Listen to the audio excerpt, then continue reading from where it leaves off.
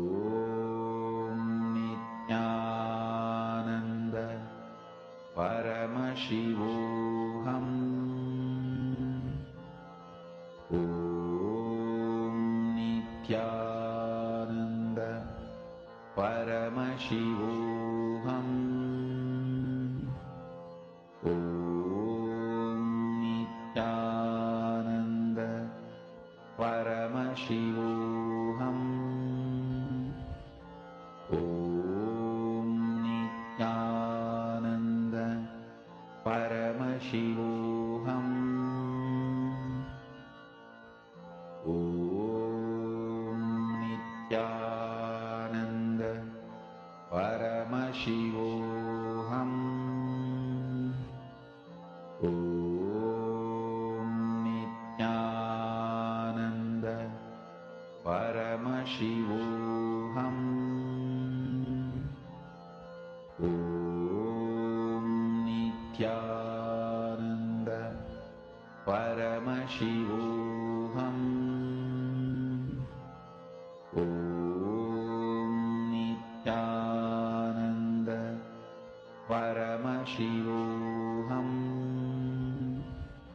Om Nithyananda Paramashivoham.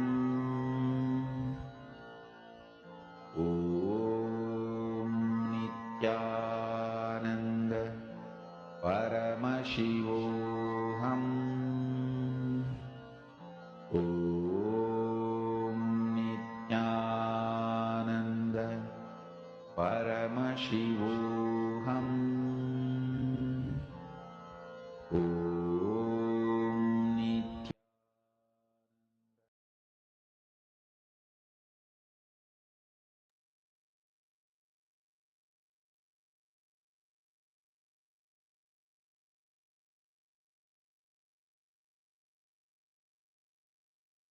Please relax. Now, we will be entering into the next session. Do not worry. You all have 42 minutes to manifest. So, till the next round of power manifestation, it will be this. So, you can give it time till the rain happens. You create the space and you keep holding the space. Now, we're going to be entering into the next session where we will be understanding about gratitude and we will be learning about the Sahasrara Chakra. Let us all enter into the next session.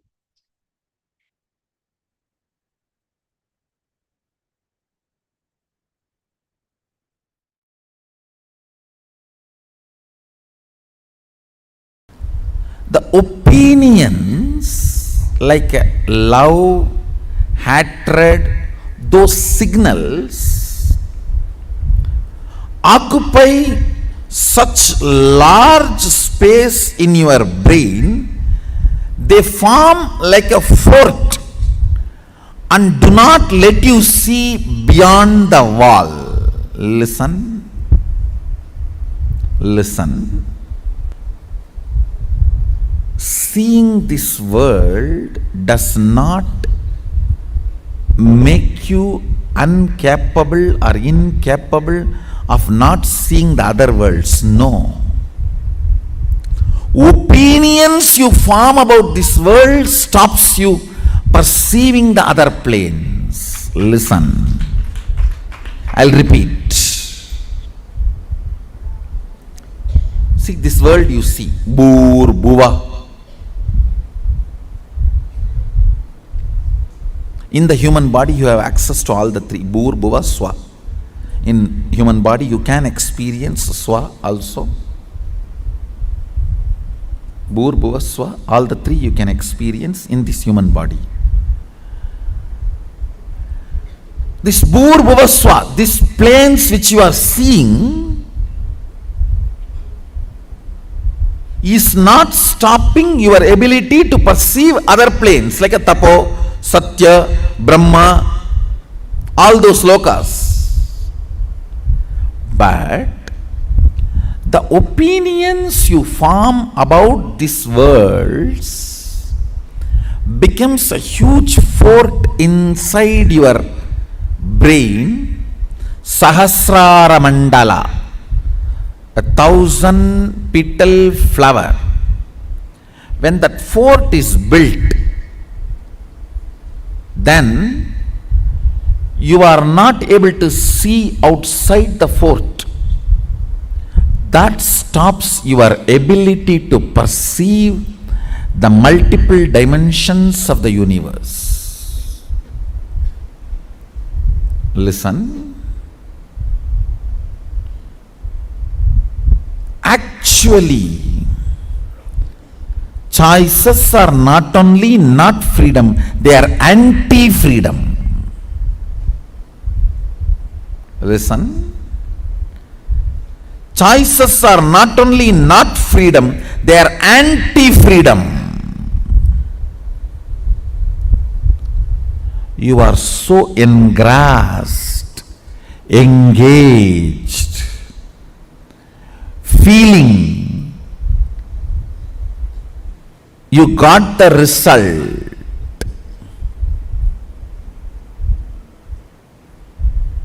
Because you do not know the way to check whether some stone is a diamond or a shining ordinary stone, you go on collecting your whole life something. Only when you are about to die, you discover a machine to check the diamond and you find out whole thing you collected is just faltu stone. Not even one is diamond.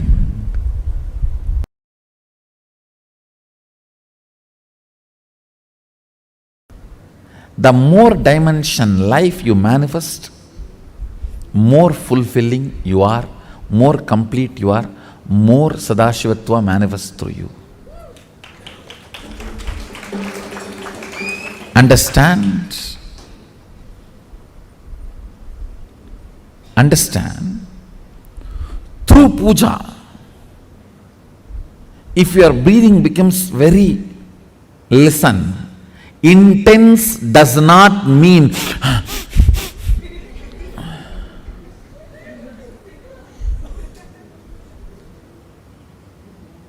through dance, getting intense will have a different physical expression.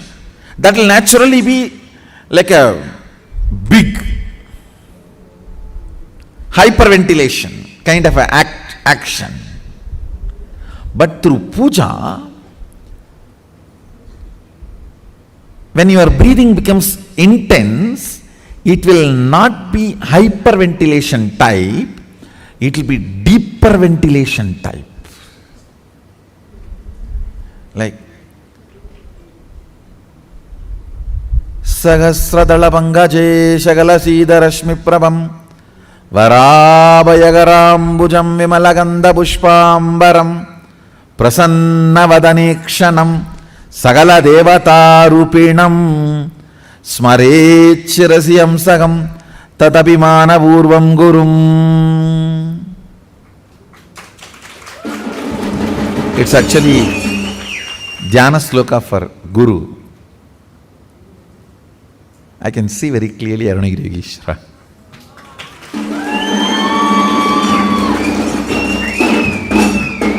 Sahasradala Pangaje Shagala Siddharashmi Prabham Varabayagarambucham Vimalaganda Pushpambaram Prasannavadanekshanam Sagala Devata Rupinam. On the 1,000-petal lotus, Varabayagarambucham, Vara Abhayakara, Prasannavadanekshanam, with a beautiful, alive, Prasannavadana, smiling, welcoming. Prasanna cannot be translated just as a smiling or welcoming. Prasanna should be smiling, welcoming, alive, illumined, graceful. All that words should be added. Prasanna is something which brings you to the present. Prasannavadanekshanam Sagala Devata Rupinam, embodiment, or in the form of Sagala Devatas, all the gods and goddesses. Smarechirasi Hamsaham Tatapimana Purvam Gurum means with my breathing flow, Hamsakam. See, Hamsakam sam is the integrity syllable of your breathing. Listen carefully. Integrity means being what you are known for.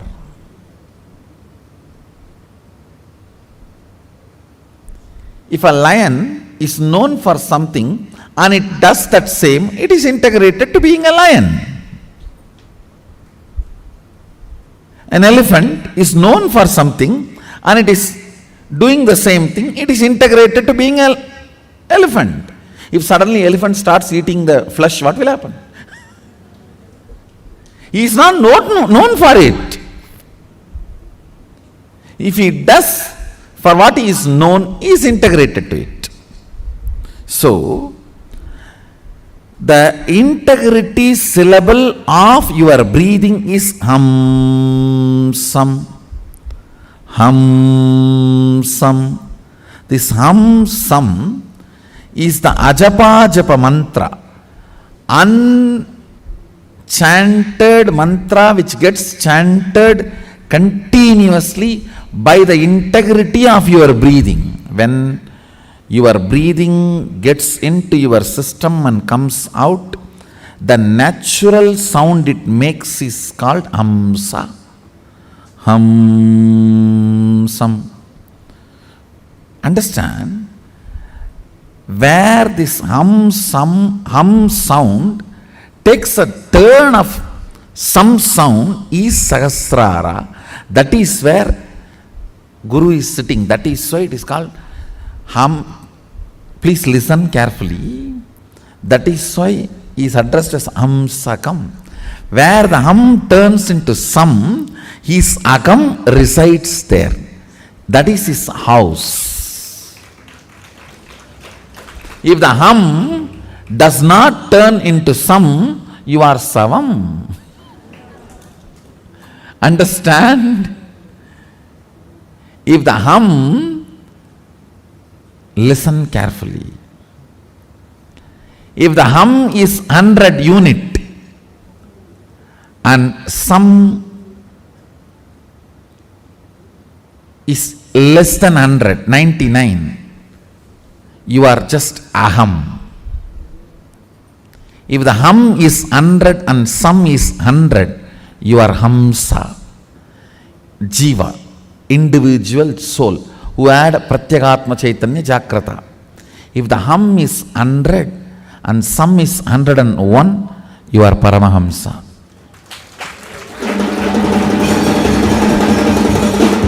Listen carefully.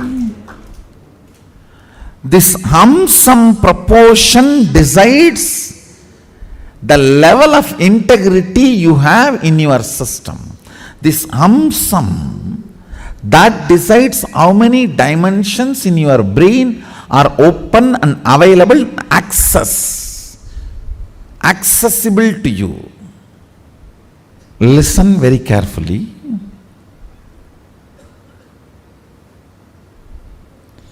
If this hum is 100, sam is less than 100, you are in the plane of agam, human. Bhu. If the hum is 100, sam is also 100, you are hamsa, jiva who is awakened. If the hum is 100, sam is even 101, you started entering into the Paramahamsa dimension. Means the Guru component has started manifesting in your jiva. Means he started mixing in your taste of life. What is your desire? Your Guru's desires. What is your taste of life? Your Guru's taste. What is your joy? Your Guru's joy. What is your opinions about death? Your Guru's opinions. What is your opinion about life? Your Guru's opinions.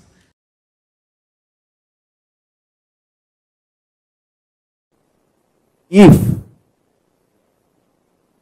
you start enjoying the narration you carry about you, Svarupa Ananda, and everyone around you enjoys the narration about you, which they carry in them. In that space,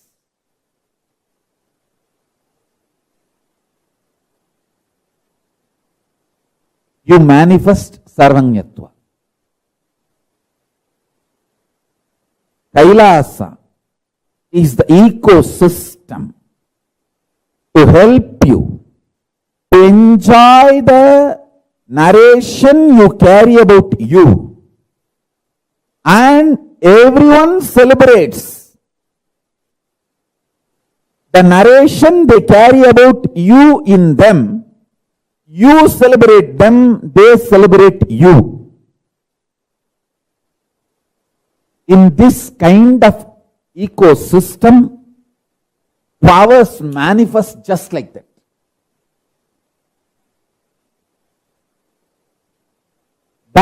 That kind of an ecosystem makes nectar flow in your Sahasrara chakra, in your crown center.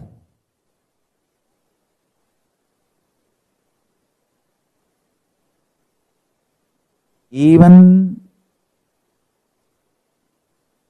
when your guru initiates you with his consciousness, the first thing happens is your Sahasrara chakra explodes in superconsciousness, that Paramashiva space. The nectar, Amrita, pours in your system. You enjoy the beautiful narrative of you carry inside you. That you are Paramashivatva. And you enjoy the Paramashivatva of the whole universe, everyone around you. And everyone around you enjoys you.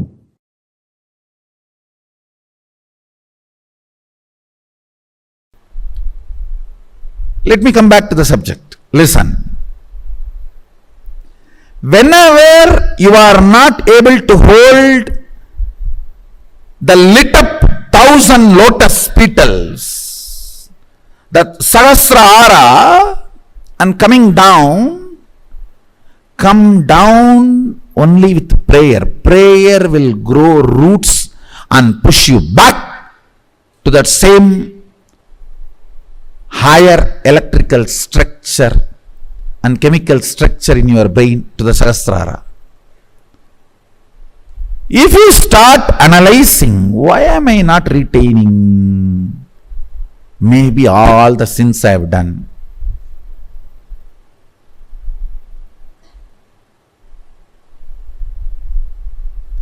That is complete stupidity. Wrong diagnosis makes duplicate doctors.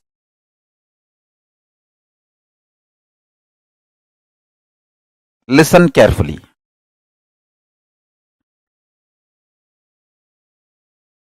All of us are given something and denied something. Nobody can say, I am not given anything. You are still alive, breathing. So that proves life is given to you. Naturally, even if you are richest man in the world, there are some things which is not given to you.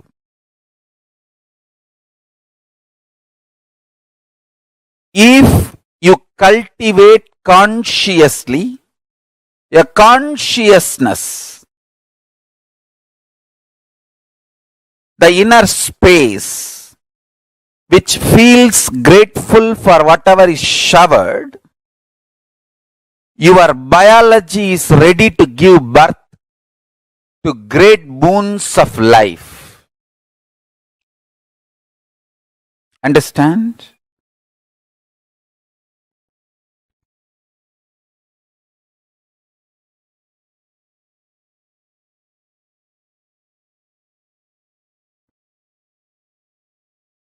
Person who cherishes what is showered in the life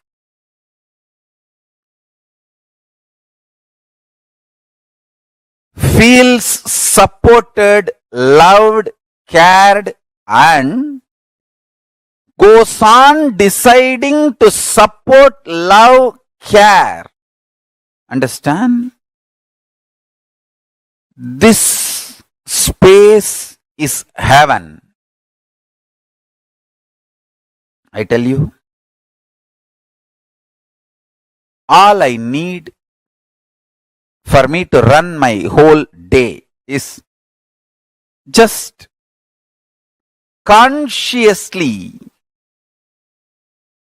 feeling joyful. Those devotees smile, that's all.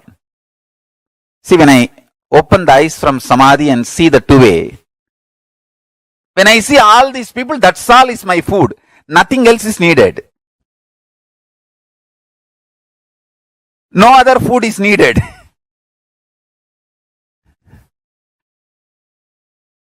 Understand?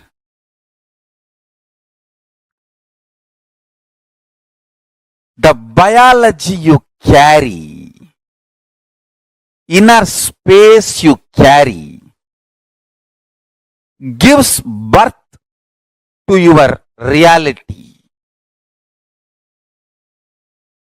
If you carry the inner space, being grateful for whatever is showered in your life, you decide to go on showering with others. Understand, I tell you?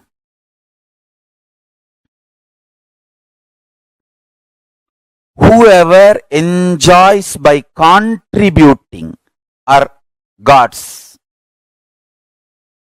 angels. Angels may not be the right word. What I wanted to convey is devatas. The Sanskrit word devatas. Maybe the rough translation in English can be gods and goddesses, not angels. Because devatas are much higher than angels. The concept of angels.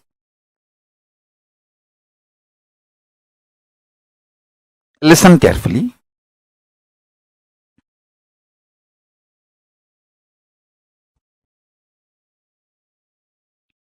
If you feel exploited, frustrated, you will go on vomiting poison, destroying, pulling down.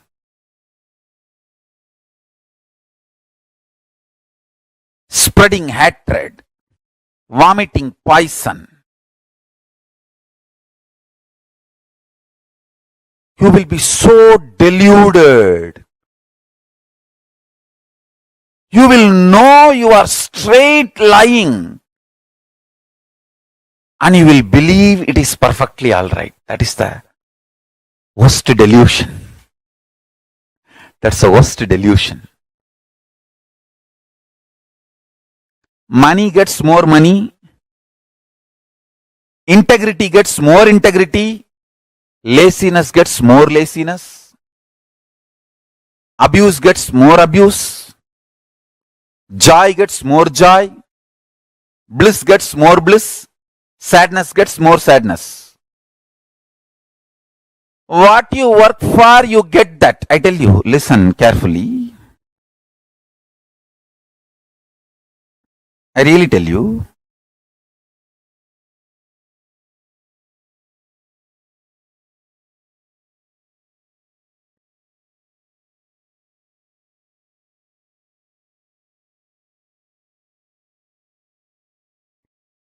Make integrity as a strategy for your life.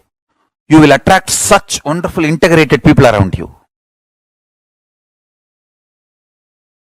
Even if the non-integrated people come, you will know them just by their smell, and they will not be able to harm you.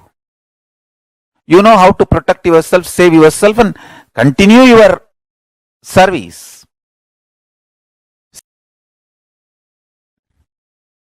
Love for the consciousness. Love for the existence. Understand? The source of life is all about going on contributing.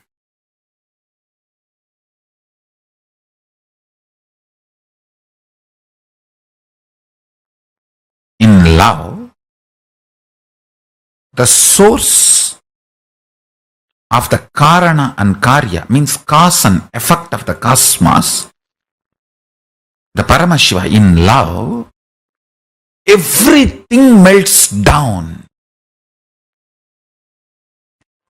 There is nothing called good, bad, higher, lower, right, wrong. It is all just various versions of Paramashiva's love. Whether you melt in extreme joy,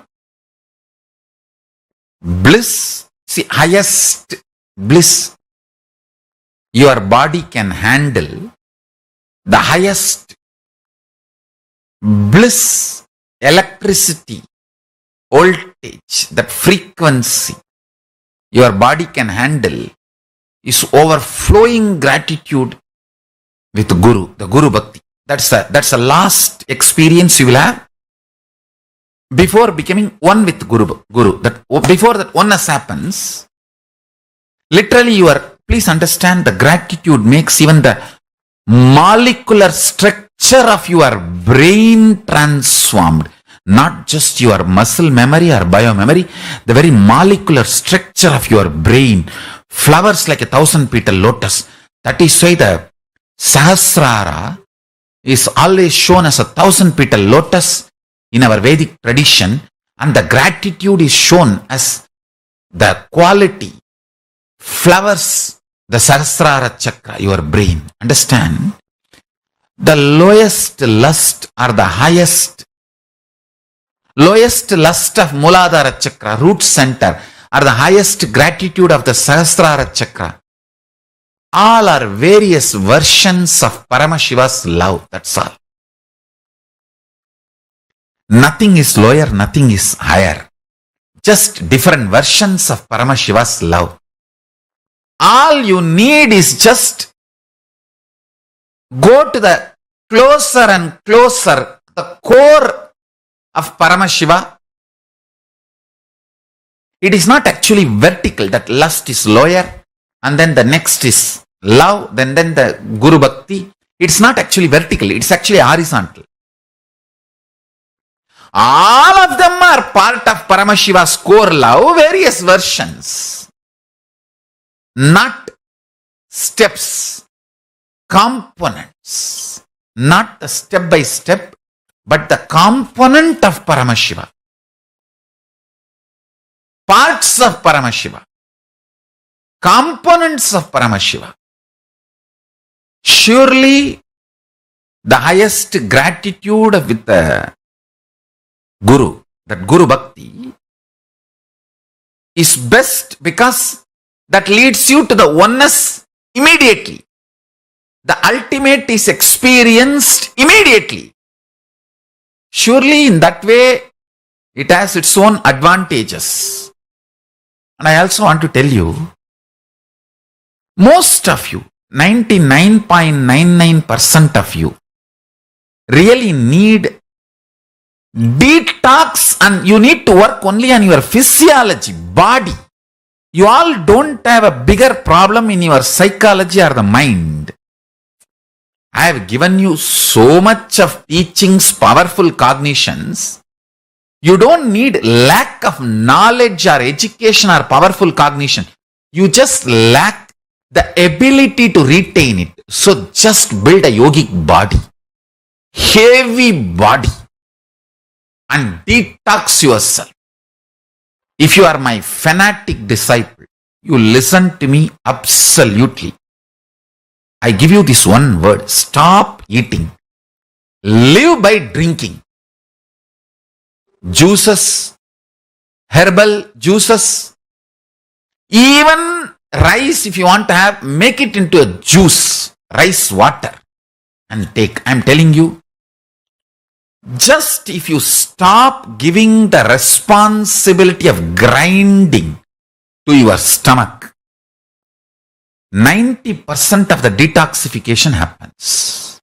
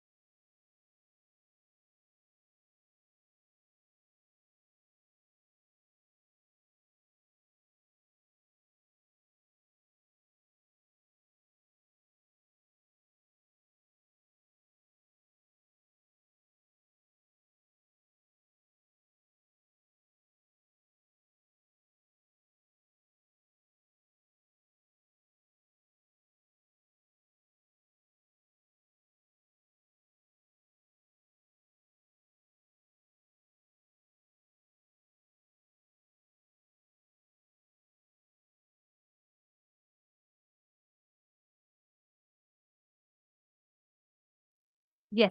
Can I request all the participants to post what you understood from this session? Because what Swamiji revealed in this session is something very, very important for all of us to understand. All of us have a complaining approach to life, right? We have so many things that we bargain with life for. We have a problem when things don't happen properly. Swamiji tells one of the key things why we are disconnected from the reality for most of the part is because of the constant complaining attitude that we carry in life, and how we we don't have retain the space of gratitude. See, listen very carefully. When you experience gratitude in your inner space, when you manifest the space of gratitude in you, you overflow with so much of energy in life. You don't have any limiting patterns anymore that holds you back. See, please understand, for most of the part, we all carry, cherish, nurture and nourish this part of complaining mode in us. We have so many complaints. We get dissatisfied over things.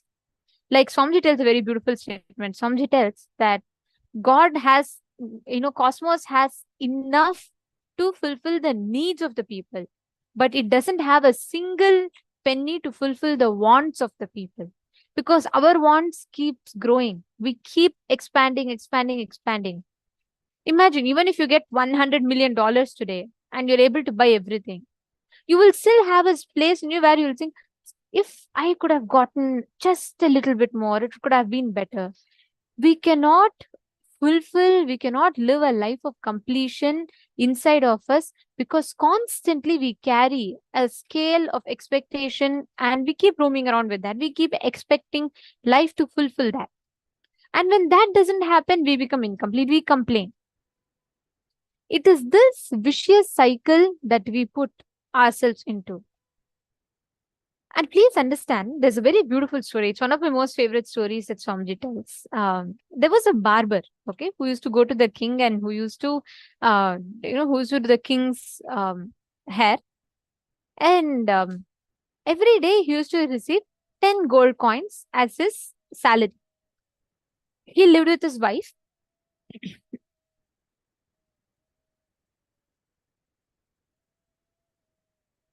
He lived with his wife. He used to come back home. He used to return the 10 gold coins, and they all lived a very peaceful life. He had enough for his expenditure. He had enough for the earnings and eating everything. One day, on his way back, he finished his regular work and he was returning back from the palace. On his way back, he hears a divine voice, a cosmic voice, which tells him basically that I have a jar full of gold coins and I'll give it to you for free. Do you want it?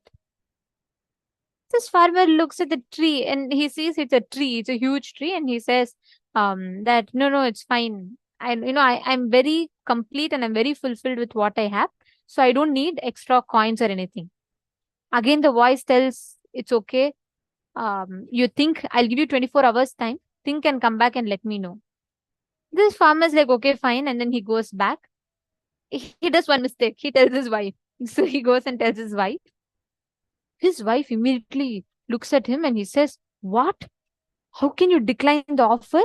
From the time you married me, have you gotten me any grand jewelry? Have you gotten me any lot of saris? Have I ever asked you for any of this? No, when life is giving the offer, why will you deny? You should have accepted the jar. Now the farmer says, all right, the barber, he says, all right, don't yell. I'll go get it for you. He's given me anyways 24 hours time. I'll go back, I'll tell I need the jar and I'll get it. The wife says, you better get. I have lived all my life with just few pairs of saris and jewelry. So don't, I have adjusted too much. Now it's time that you gift me. This man says, all right. He goes back. Next day on the way back, the voice asks him again, have you thought through? He tells, yes, I would like to take the jar. And then the voice gives him a jar. And it's a yaksha, basically, and a yaksha appears. Yaksha is a divine being. So he appears, he gives a jar. He says, this jar has 9,989. Okay. Sorry, 9,999 coins it has. And it just needs 10 more coins and the jar will overflow. It's almost full. It's to the brink. There's just some gap left. He says, just put 10 coins, it will overflow. Then the farmer says, okay, he takes the jar back home and then he thinks his wife will be satisfied. He gives the jar. The first thing she asks is, she's looking at it, she's excited, but she looks at it and she says, there's still some gap. Something happened. How did the coins go missing? Then the farmer says, the barber says, look, the yaksha already told me there's 9,999. If you just put 10 more coins, the jar will be completely overflowing. Then this wife looks at it in surprise. She says, all right, let us just make the jar overflow. It will be so good if it is just a little bit more overflowing. Next day, the barber goes to the king and then he gets the salary, 10 coins. He comes back, he gives the 10 coins. By the moment he comes back, his wife grabs the 10 coins and she puts it into the jar. But it still does not get full. It doesn't flow. It still has some gap, little more gap.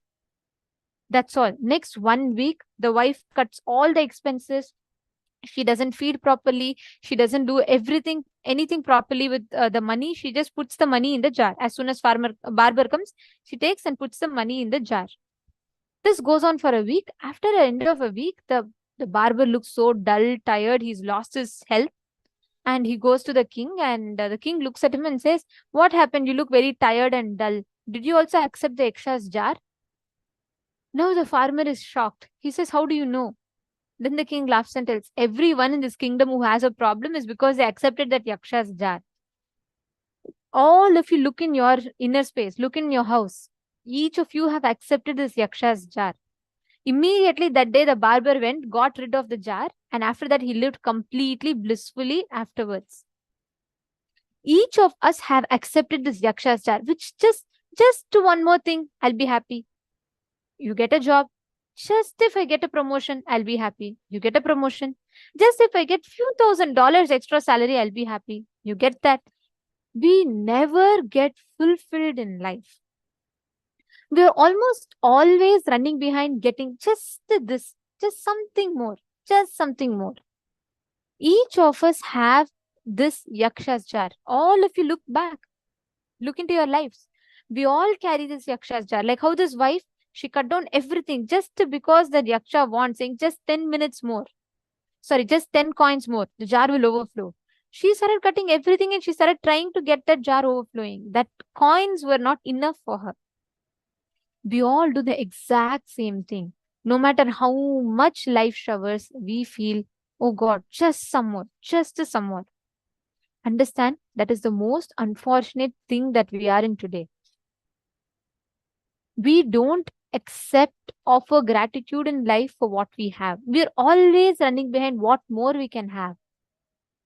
Even if life gives us something, we say, just a little bit more would have been nicer. Just a little bit more would have been nicer. That is yaksha's jar.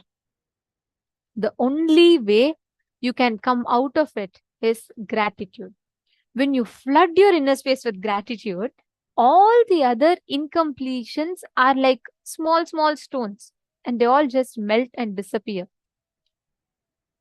Just when you overflow, fill your inner space with gratitude, that one space is enough for you to manifest fulfillment in all the dimensions that you want. Are you all understanding? Just declare this. Don't have the yaksha's jar in your inner space. Now, to experientially understand this, what this space of gratitude means, we're going to be doing a very beautiful meditation process, which is the Sahasrara Dhyana. I request all the participants to please follow along. We'll be guiding you all step by step, and we request all of you to please follow along. Please sit straight. Okay, so this process consists of 3 main steps, and I'll be guiding you all step by step. And within 20 to 30 minutes, we'll finish this process. And I request all of you to please sincerely do this process. I request every one of you to please follow along. Sit straight. The first step you're going to do is Bhastrika. So in this step, what you're going to be doing in this first step is, you're going to be sitting in Vajrasana, which is your legs folded. Your hands will be resting on your lap. Sit comfortably with your head, neck, and spine in a straight line. You all can see here.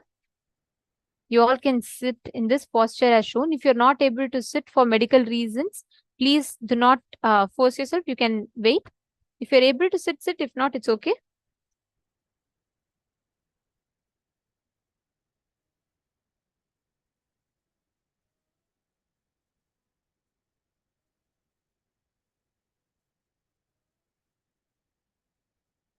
Shane Denisaya, you should not you should never do the yogasanas in the beanbag. See, because the postures, yoga is very important, the postures, because they'll affect your breathing pattern. It's not the physical postures alone, right? So even if there's a slight bend here and there, the posture gets misaligned, you will not really have the complete effect of the kriya that it intends to give you. So avoid the beanbag as much as possible for you to do it. Of course, if you have any health concerns, please go ahead. If not, it's fine. Okay. All the others, if you are having any respiratory problems, if you are a heart problem patient, please do not do this kriya. Now, all the others, it's a very simple one. In the first 7 minutes of this step, you're going to be breathing chaotically. Just breathe. You're just going to chaotically breathe. Don't breathe in any particular pattern. You're just going to breathe in complete chaotic manner. For 7 minutes, just breathe. That's all. Breathe without any pattern, just in random chaos, in a chaotic rhythm. Please breathe.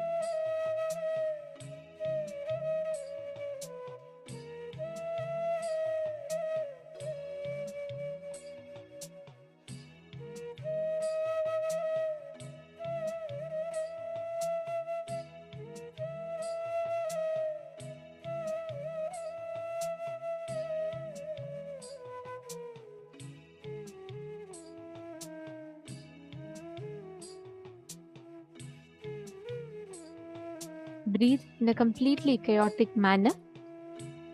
Aggressive and chaotic. It should come from the bottom of your stomach.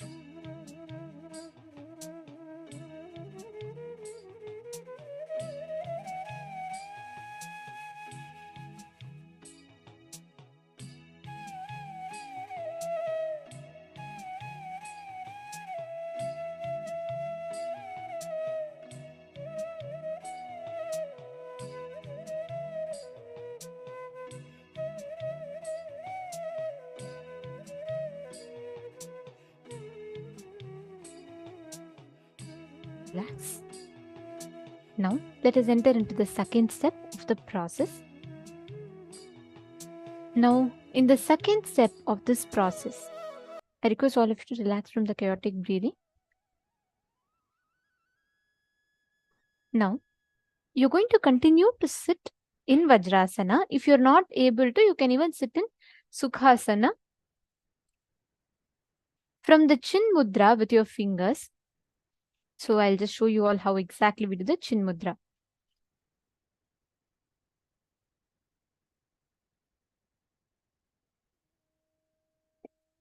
See, your index finger should be touching the thumb.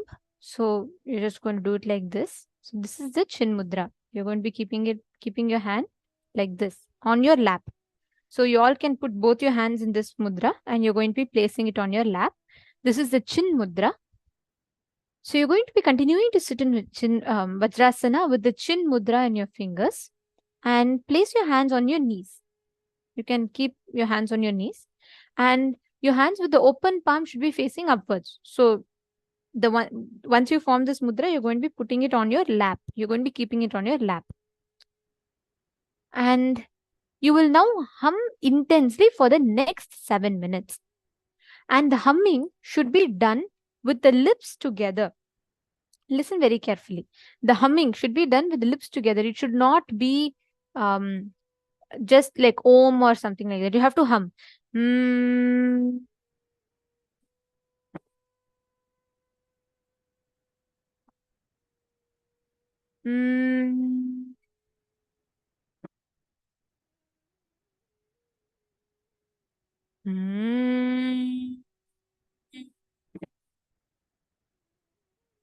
Hum from your navel center.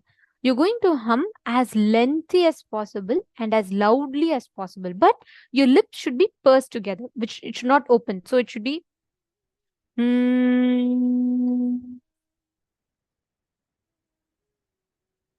intensely hum. For the next 7 minutes, you're just going to hum. So let us all enter into the second step. Please do this intensely.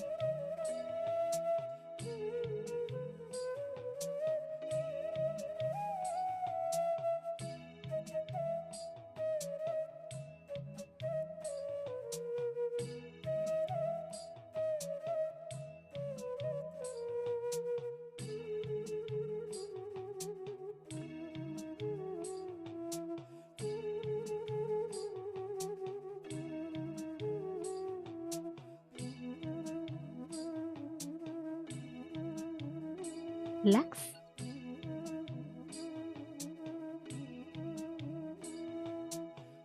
Please relax.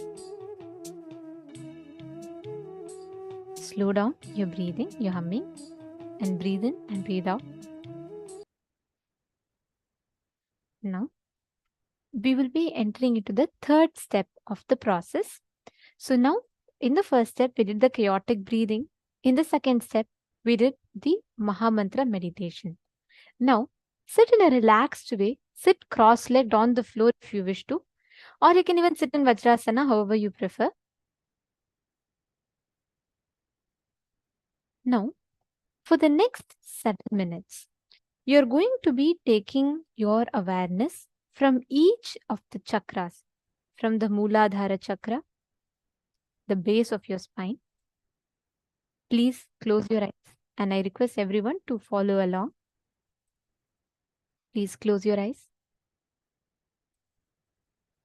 Bring your complete awareness to the base of your spine, your Mooladhara chakra. Bring your complete awareness to the Mooladhara chakra. Experience your presence, experience you there.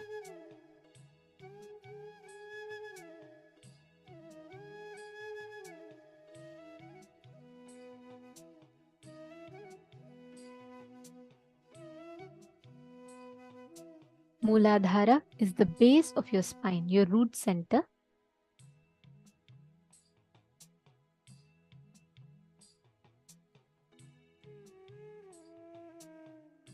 Bring your complete awareness to the Mooladhara chakra.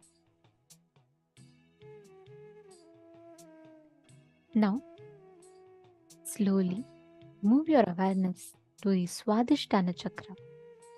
Swadhisthana is 2 inches below your navel center. That is the Swadhisthana region. Bring your complete awareness to the Swadhisthana chakra. Intensely experience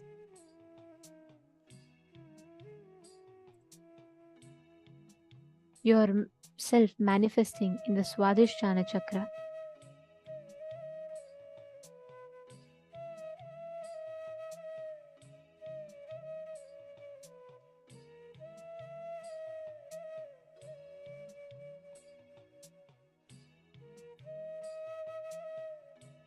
Bring your complete awareness to that region. Whenever you bring awareness to that region, you will experience so much of energy oozing out in that part of your body. You will experience that the whole Swadhisthana, just 2 inches below your navel, will be oozing with energy.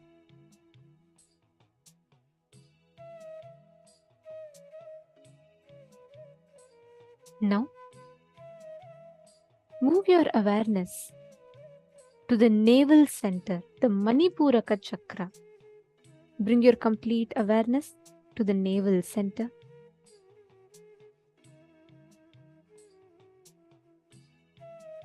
Dwell on each chakra for a minute with the awareness that the chakra is pure, and experience how the chakra is filled with energy and the chakra is radiating eternal bliss, the Nithyananda.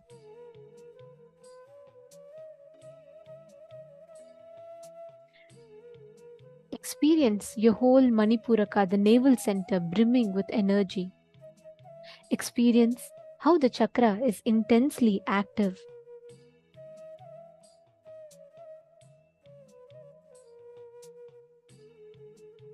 Now, bring your complete awareness to the Anahata, the heart center, the Anahata chakra. Dwell on the Anahata chakra. Experience your intense energy manifesting in the Anahata chakra.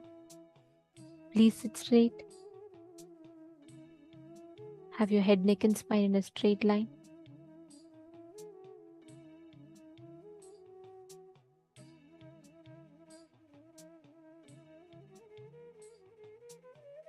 Experience your heart center opening up and that energy overflowing from your heart center.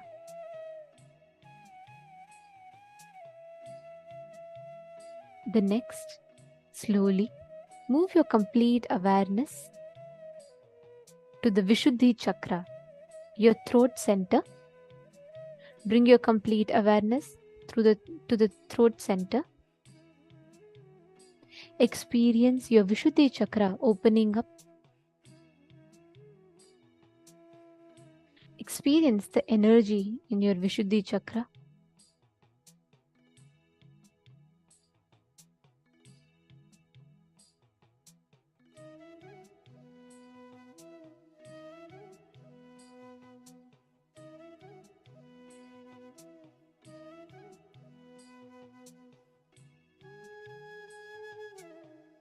Now, move your awareness to the Agnya chakra, the third eye, the region between your two eyebrows. Bring your complete awareness to the Agnya chakra.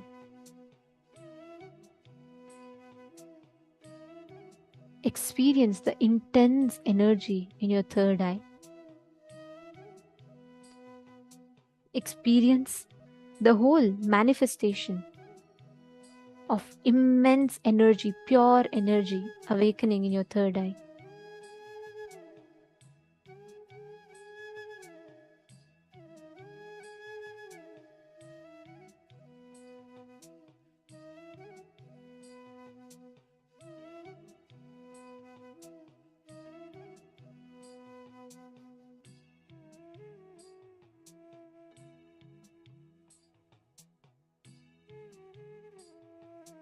Now, slowly center your entire awareness and focus on the Sahasrara chakra, the top of your head.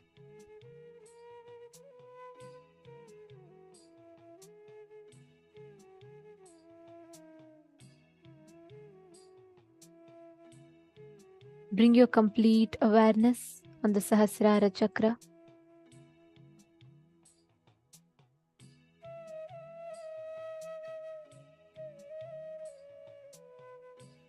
Experience the intense energy flowing through your Sahasrara chakra.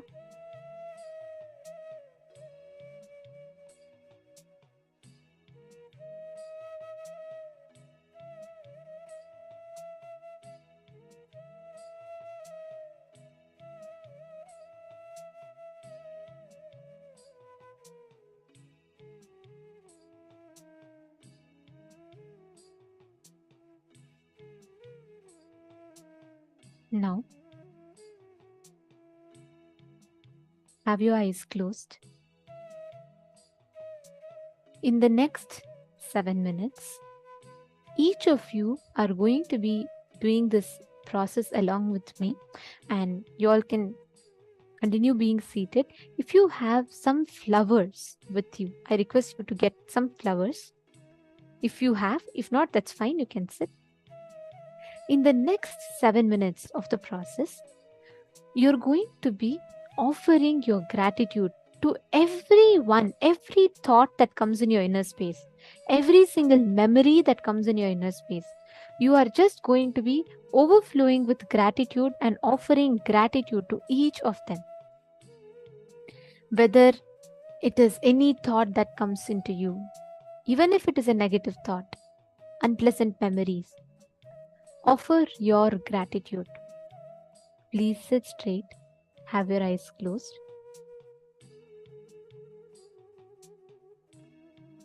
Start meditating. Any thought that comes in your inner space, just bless it. Just offer your gratitude. Feel grateful that it happened in your life and bless it.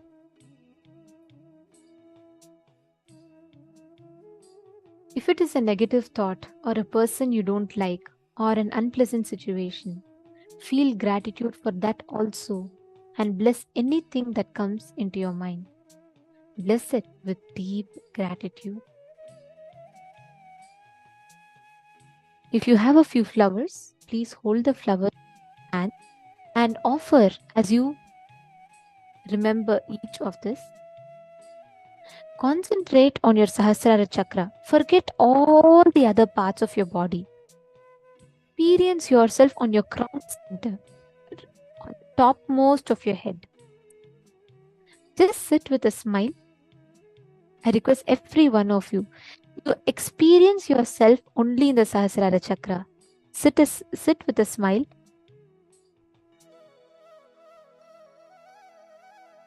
Now, with your whole being, offer your gratitude to your mother.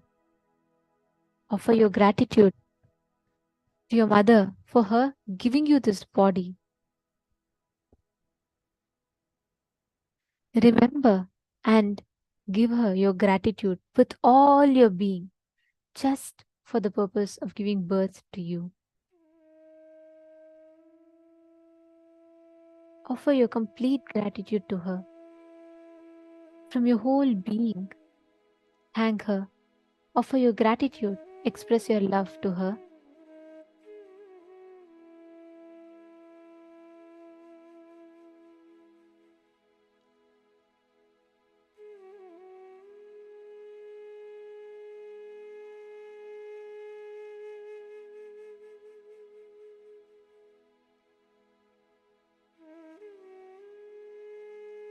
Offer your gratitude to your father for giving you this life, for providing you with all your needs, for taking care of you.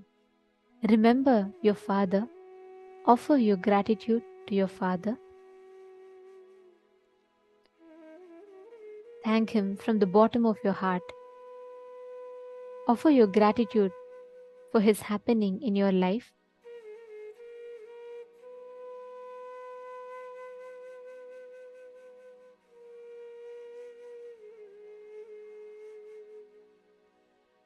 Offer your gratitude to all the doctors and nurses who received you when you came to planet Earth.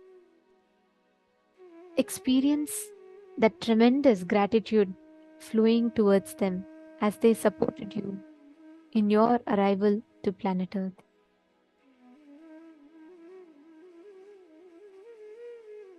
Remember and offer your gratitude to all the people who built the hospital or home where you were born. Thank them from the bottom of your heart.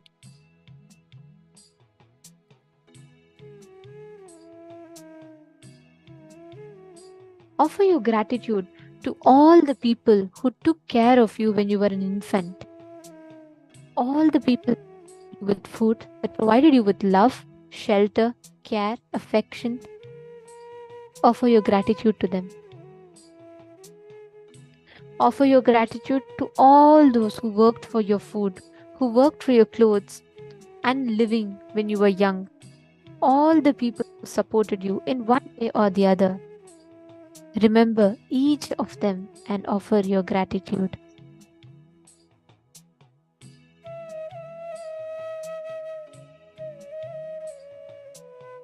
Sit with a beautiful smile on your face as you remember each one of them and as you offer your gratitude to them.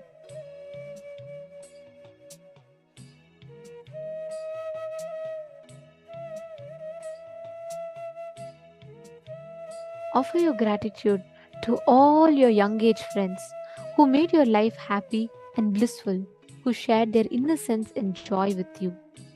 Remember all your young age friends. Offer your love and gratitude to them. Thank them for being a part of your life.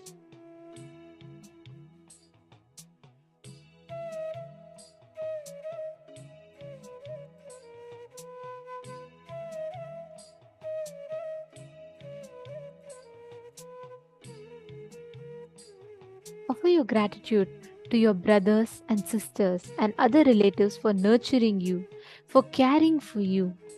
Seek their forgiveness for any hurt that you may have caused to them, intentionally or unintentionally, consciously or unconsciously. Remember them, invoke them, and apologize to them. Seek their forgiveness. And forgive them if they have caused you any kind of hurt, intentionally or unintentionally. Just forgive.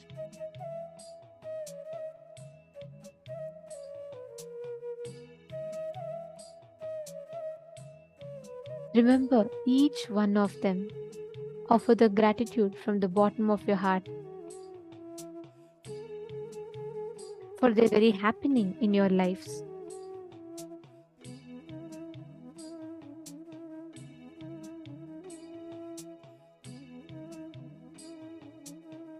Next, offer your gratitude to all those who gave you the professional education,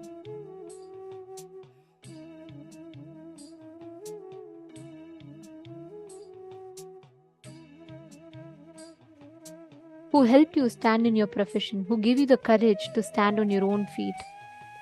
Remember each one of them, your friends who motivated you, the colleagues who supported you, your boss who helped you expand. Remember each one of them and offer your gratitude to them.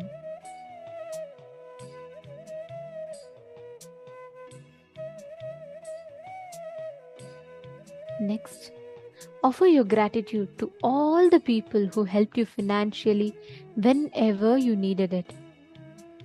Thank each of them. Remember each one of them.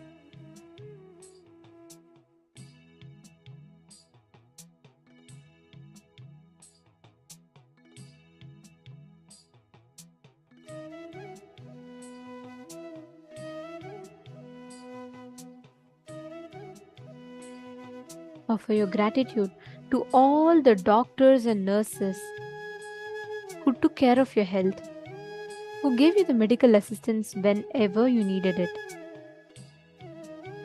Remember all the doctors, offer your gratitude to them. Thank them for supporting, for keeping your body healthy to live and fulfill your life.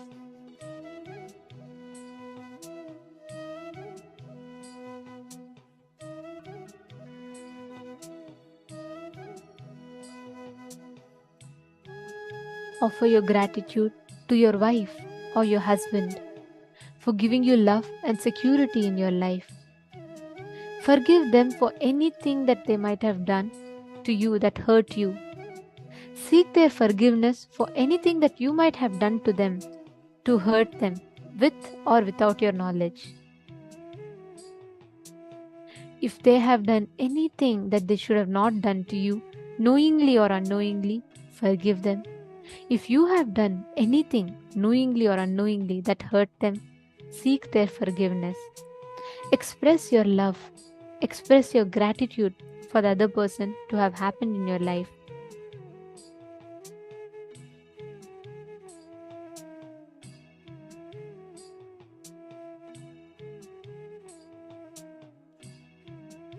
Offer your gratitude to all the people who encourage you and give you inspiration in your spiritual life.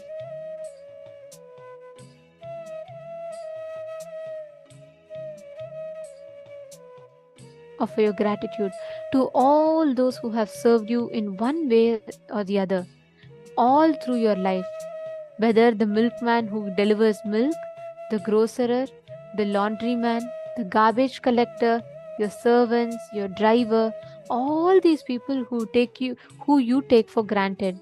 Seek each one's forgiveness for any hurt that you may have caused, intentionally or unintentionally, consciously or unconsciously. Seek their forgiveness for any hurt that you might have caused and offer your gratitude for their support in your life.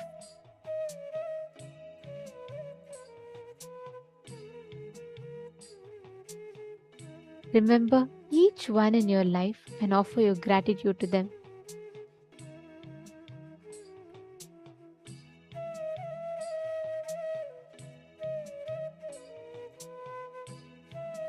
Offer your gratitude to your enemies and those who have hurt you for making you strong and forgiving. Seek their forgiveness for any hurt that you might have caused to them and forgive them for any hurt they might have caused to you. Offer your gratitude to them for helping you expand, for helping you discover newer dimensions of yourself.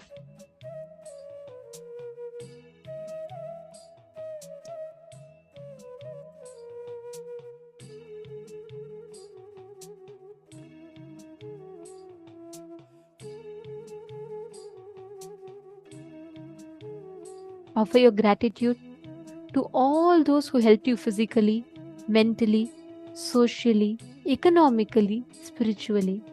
Remember each one of them. Offer your gratitude to each one of them.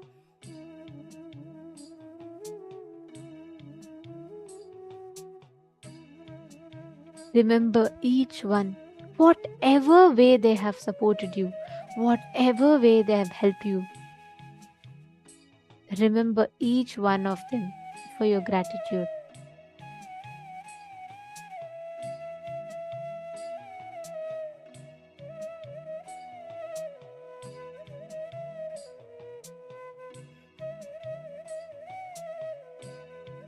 Offer your gratitude to your body and all its parts one by one.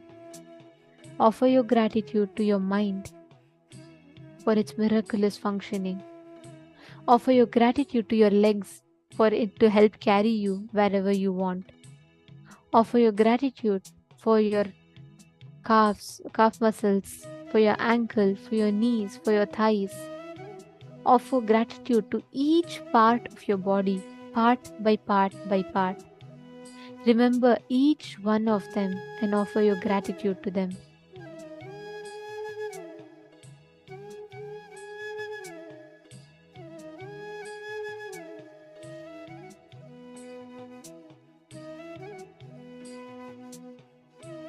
Remember your stomach for digesting, for providing you with nutrition. Thank your stomach. Thank your lungs. Thank each part of your body one by one by one. Remember and offer your gratitude to each of them.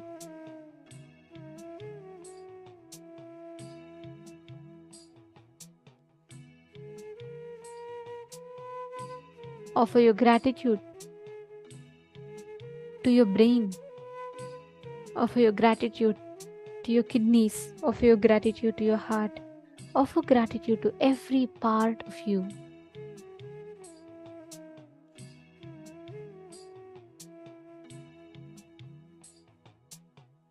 Offer your gratitude to your mind for its miraculous functioning. Offer your gratitude to your whole body and mind, your whole existence. Offer your gratitude to the divine, to the whole, to the God for making all these things possible in your life. Offer your gratitude just for the fact that you are alive.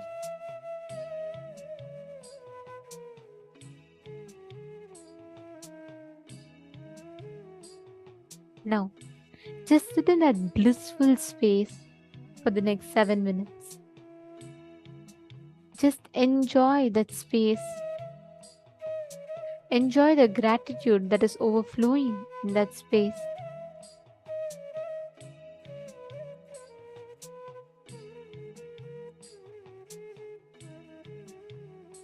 Offer your complete gratitude and love.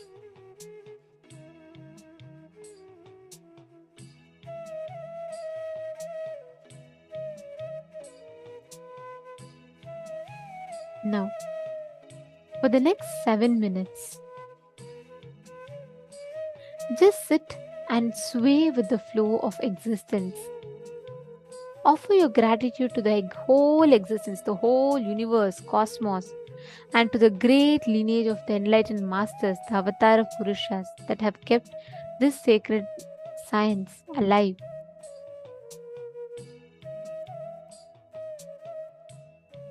Offer your gratitude to the entire Guru Parampara.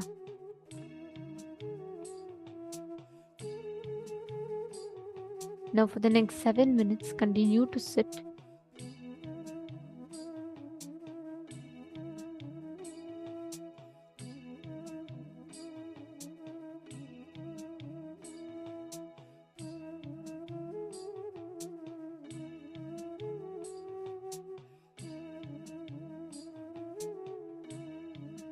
This way, let your whole being go with the flow of the existence. Don't judge, don't try to create. Just go with the flow of existence.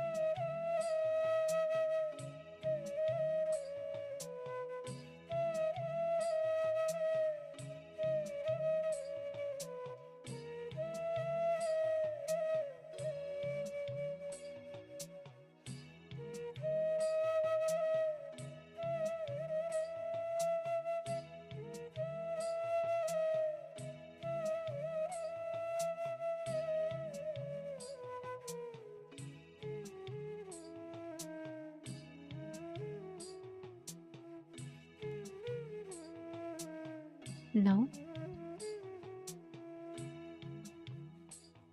offer your flowers of gratitude to them. And slowly, very slowly, please relax. Please open your eyes.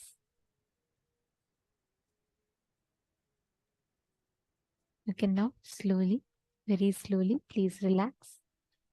Actually, this is a very powerful process because this process self will give you that intense awakening in your inner space, and it will manifest as energy. It will be like a huge surge of energy, right? How was the experience for you all? How was the experience manifesting the Sahasrara Dhyana? This is called the Sahasrara Dhyana, which literally awakens that gratitude filled space in you.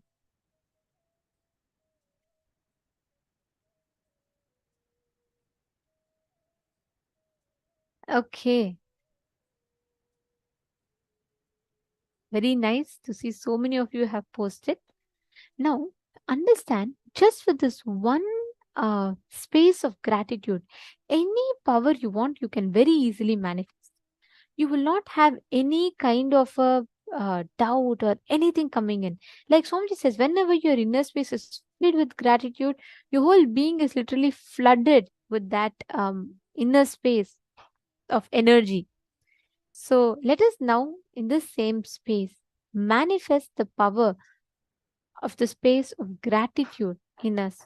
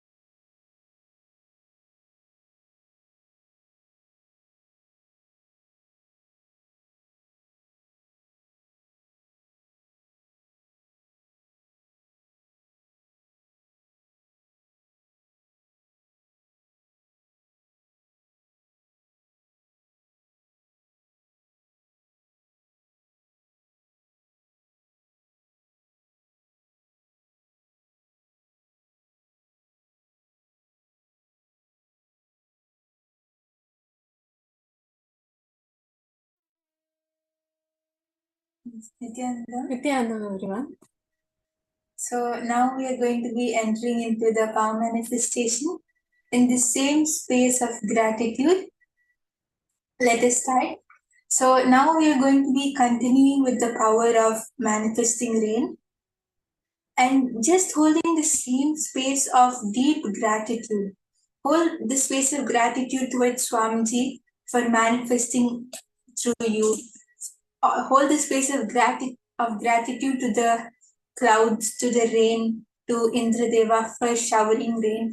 Just have intense gratitude. We don't need anything else now, right? Because all of us have just done a very powerful meditation.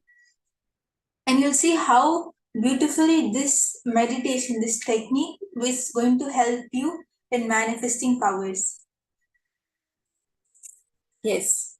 So we don't need any powerful cognition. The space which we are all holding now, the space which we are in, it's a very beautiful, very powerful, and this is the space of manifestation that we will all experience it now during this power manifestation round, and it will help us cognize it more powerfully and deepen our cognition that gratitude is enough for me to manifest anything I want in my life, right?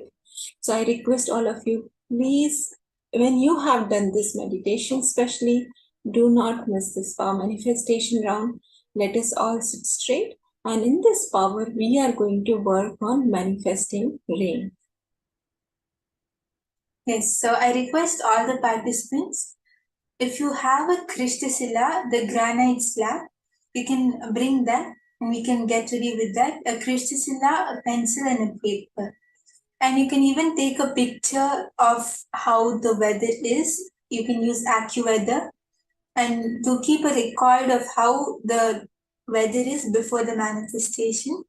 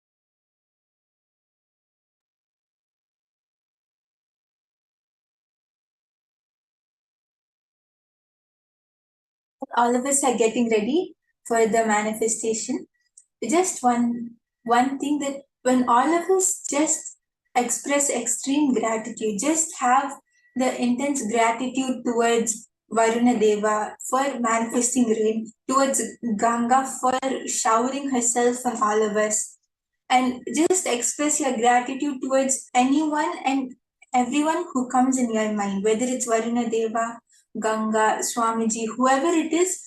You'll see that when you express this gratitude, you will manifest rain, and it will be very easy because we just did a very powerful process of expressing our gratitude. We just did a beautiful meditation for it. So you'll see that when you just manifest this power using the same technique, the power will manifest very fast. Yes, so I request all of you to consciously decide to express the gratitude towards nature, towards rain, towards the god of rain, which is Varuna Deva. So when we are in that space of gratitude, and when we connect from the space of gratitude and oneness, we will see that simply the manifestation will happen, right? So I hope all of you are ready. Please do understand, get ready with your Krishtashila as well as with the Aushadha, whatever Aushadha you have.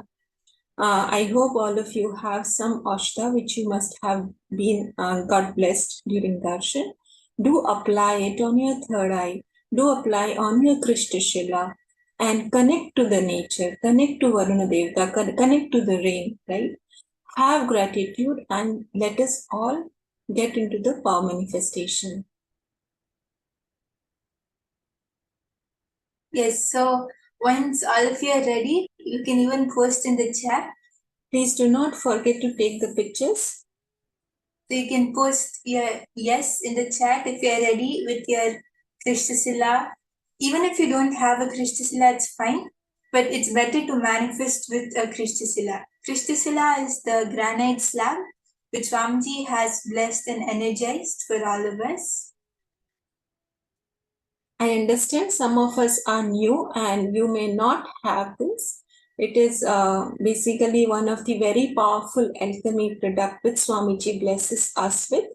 And if you don't have, it's fine. We can just sit with our head, neck and spine in straight line. If you have the Aushadha, it can be the Gyananjana or Kumkum or anything which you got blessed from Swamiji in any of the darshans, please do apply it on your third eye and two temples. If you don't have that, no problem. Please sit with your head, neck and spine in straight line and decide to consciously have gratitude. And let us all get into the space of power manifestation. Yes, so is everyone ready? Ma Hongzu, Ma Isdik, Ma Yili, are all of you ready to manifest? You can post in the chat once you're ready. Okay, so Ma Krista is ready. That's great. Ma Premila Maski, are you ready? Okay, yes. So Ma Priyatma Surupini, Ma Parameshwari, all of you are ready. That's great.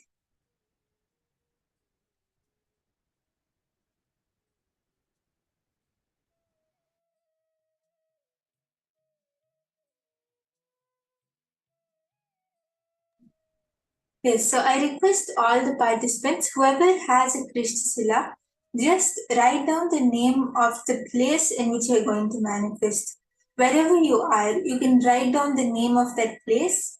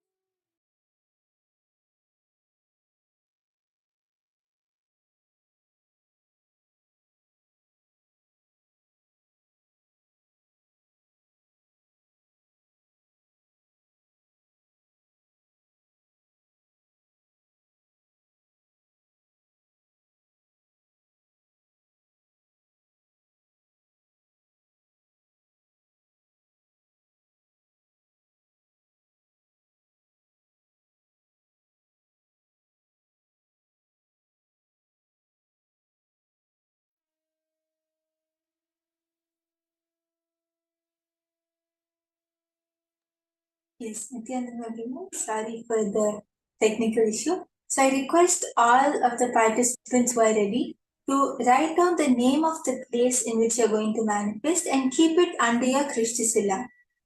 Yes, Ma Parameshwari, if you do it for your town, it is completely fine, no problem. So you just write down the name of the place and keep it under the Krishthisila and connect to Swamiji.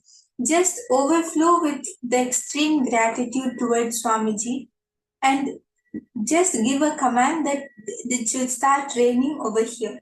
You'll see that because the Krishthisila is like a medium through which Swamiji will manifest, and it's a very powerful alchemy product. So it will really help you in the manifestation. You'll see how Swamiji just flows through the Krishthisila and brings rain in the place which you have written down. And if anyone doesn't have the Krishthisila also, you can just connect to Swamiji and keep the place whichever place you're manifesting, have that visualization in your third eye and connect to Swamiji and request Swamiji to please bring rain in that area. You'll see that we are able to manifest. Yes, so my Priyatma Swarupini, you are doing it in Alpha Reta. Okay, that's great. Do you have a Krishthisila, ma? If you have a Krishthisila, you can even use that and manifest.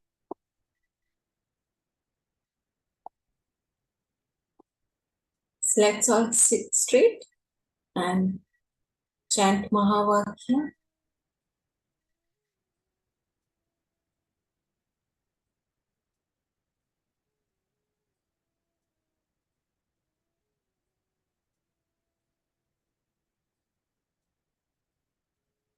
Okay, yes, that's no problem, Priyatma Swarupini. Just visualize the place, what you're going to manifest in your third eye, and express extreme gratitude towards Swamiji, towards Varuna Deva, towards everything which comes in your mind. And just you'll see how the manifestation happens. So I request everyone to chant the Mahavakya and connect to Swamiji.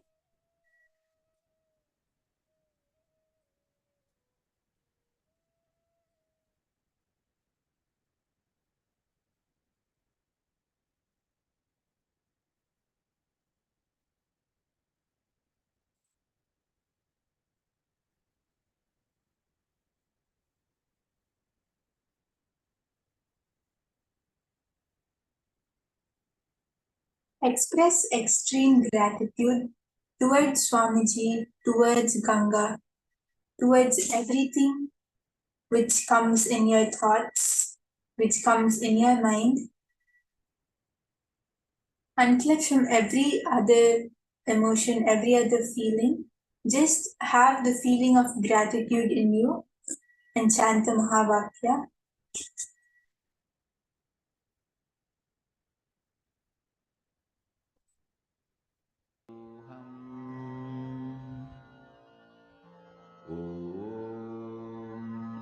Nithyananda Paramashivoham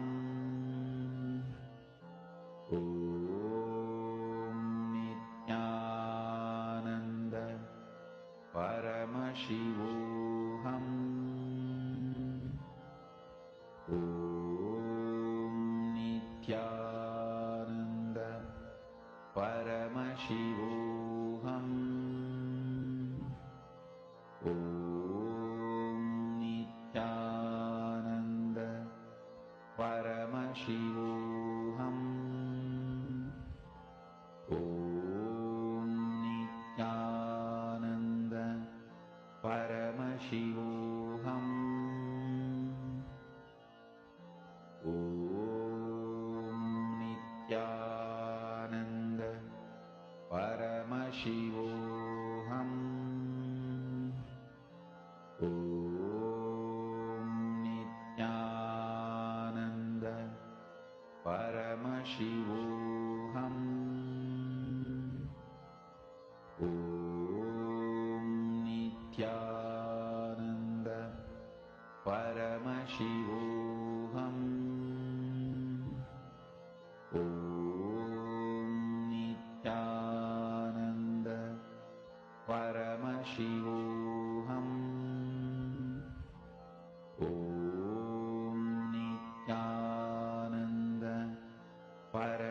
Paramashivoham. Om Nithyananda Paramashivoham. Om Nithyananda Paramashivoham. Om Nithyananda Paramashivoham. Om Nithyananda Paramashivoham. Om Nithyananda Paramashivoham. Om Nithyananda Paramashivoham. Om Nithyananda Paramashivoham. Om Nithyananda Paramashivoham. Om Nithyananda Paramashivoham.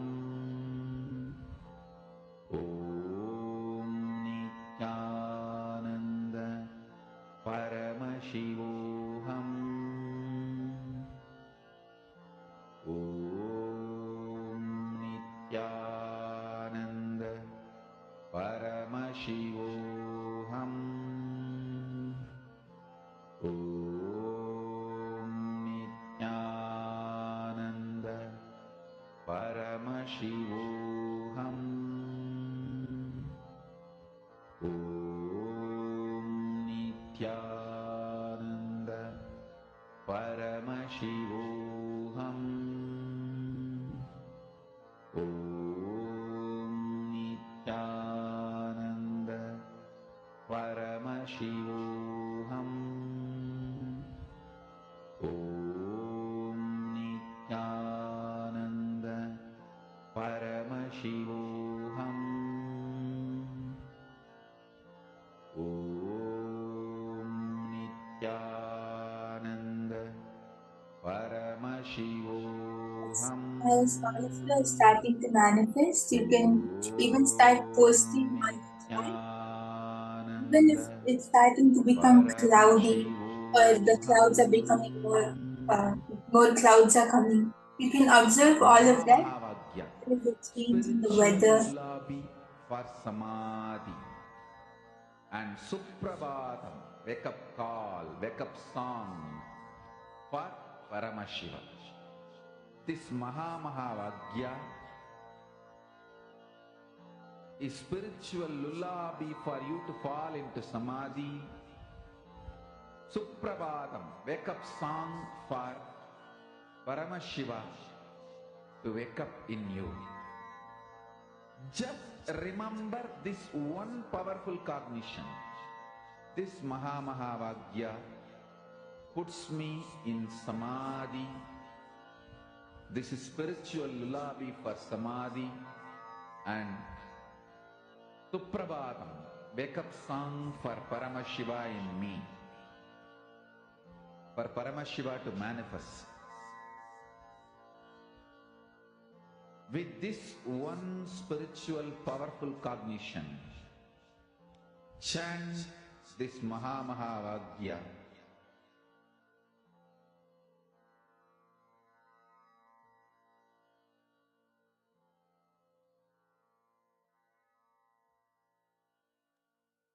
Yes, I request all the participants, when you are starting to manifest, you can even start posting on the chat whether you're feeling a change in the temperature or the weather, or even if the clouds are becoming more dark.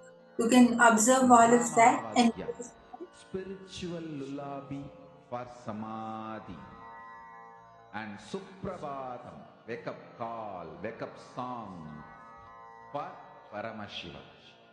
For Paramashiva to manifest. with this one spiritual powerful cognition, chant this Mahavagya. Om Nithyananda Paramashivoham.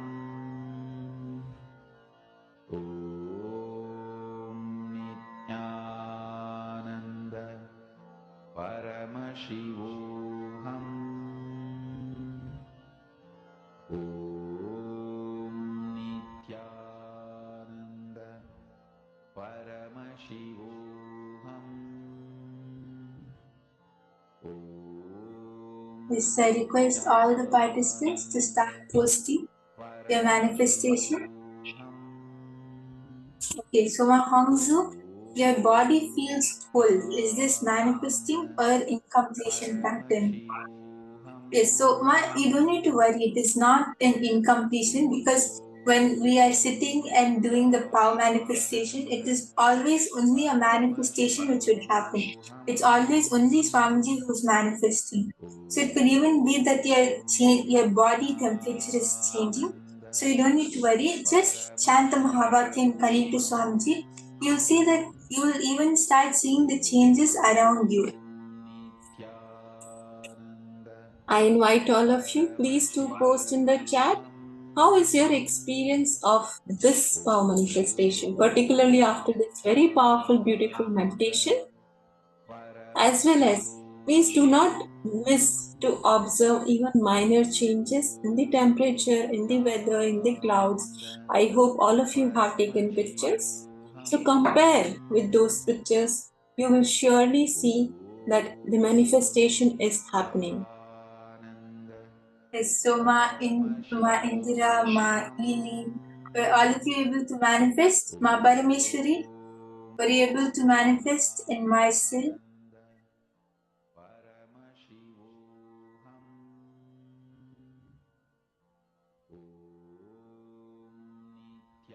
Anyone has manifested, you can post on the chat.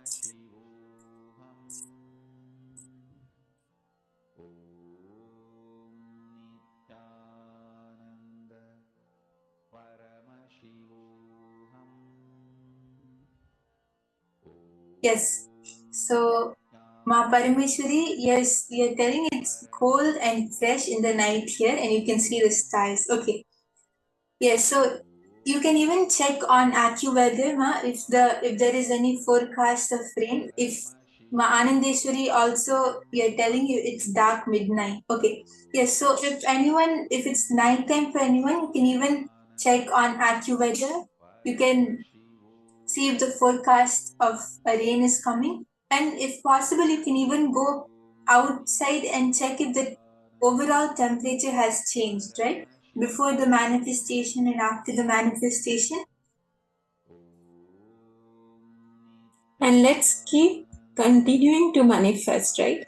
So sometimes this power takes time to manifest. Basically, there's a time of 42 minutes. It takes time to manifest. Some of us would have not joined the last round where we did the same manifestation and have joined now. So I request all of you, please continue to be in the space of manifestation. Hold it in your inner space. Let the rain manifest. Be in that space of gratitude. You will see the manifestation happening. So, Ma Iron, Ma Parameshwari, Ma Kriya Yogini, were you all able to manifest? You can confirm and post on the chat. You can even share your experience if you felt anything happening inside you, or if anyone has any doubts or any obstacles, you can even post that on the chat.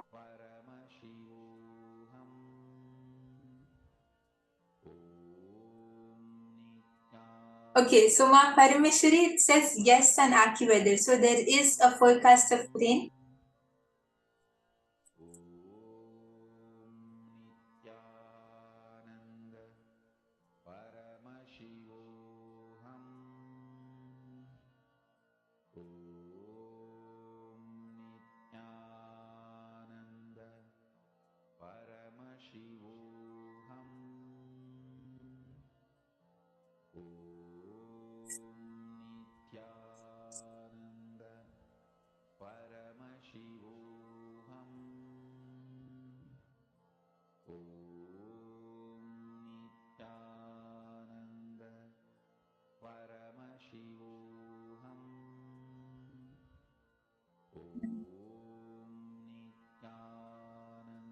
Yes, so as all of you are starting to manifest, you can post on the chat. And now we are going to enter into a very important session. And that session is a direct preparation for today's initiation. So, how many of you think that life is predestined, and how many of you think that life is free will? Raise your hands. You can raise your hands.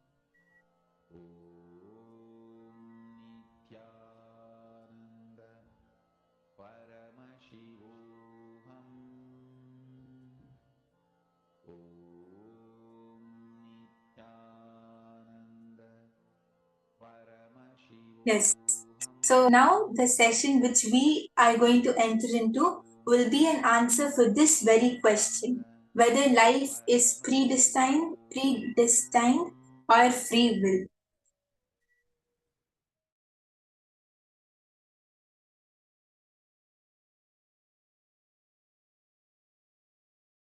Influence now. Influence the present moment.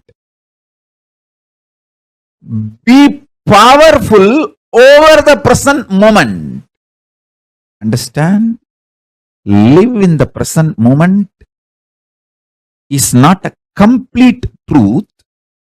Have power over the present moment is the complete truth.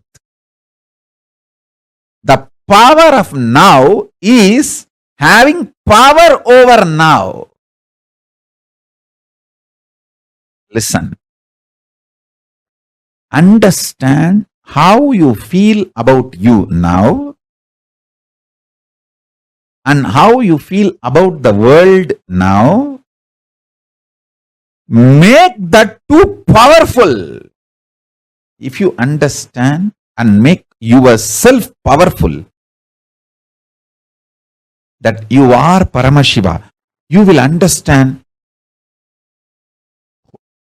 world is so auspicious and you are the power.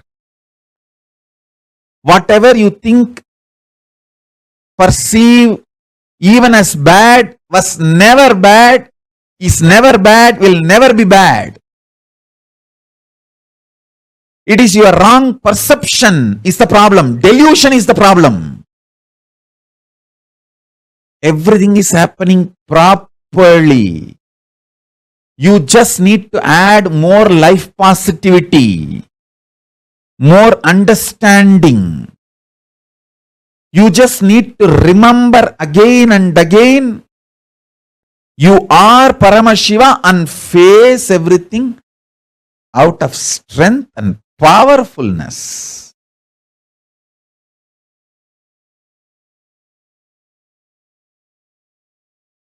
Now, the next truth. Listen.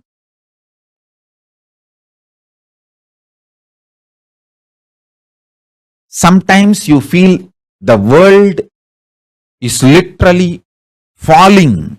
The roof is falling on your head. You are crushed. You are collapsed. The world is just, sky is falling over your head.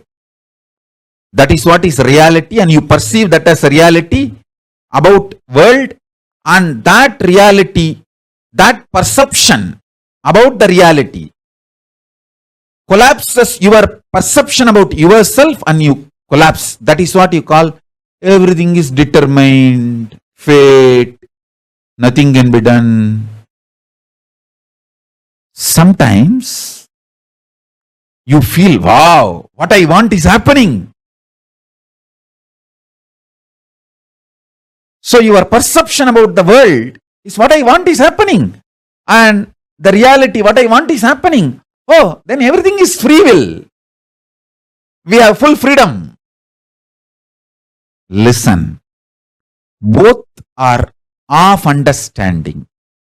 Determination or free will, both are of understanding. Sometimes when things happen as you want, you feel, oh, life is free will.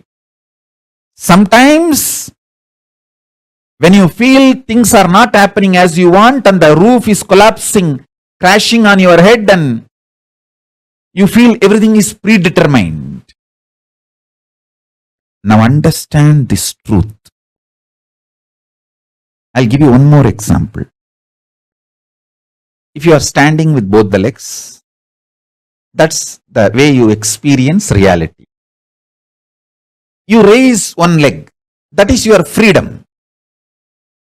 After that, you cannot raise the other leg also. That is determination. So understand, the choices you already made are binding your future freedom possibilities. The choices you already made are binding your future possibilities. This is when you feel whether life is free will or predetermined.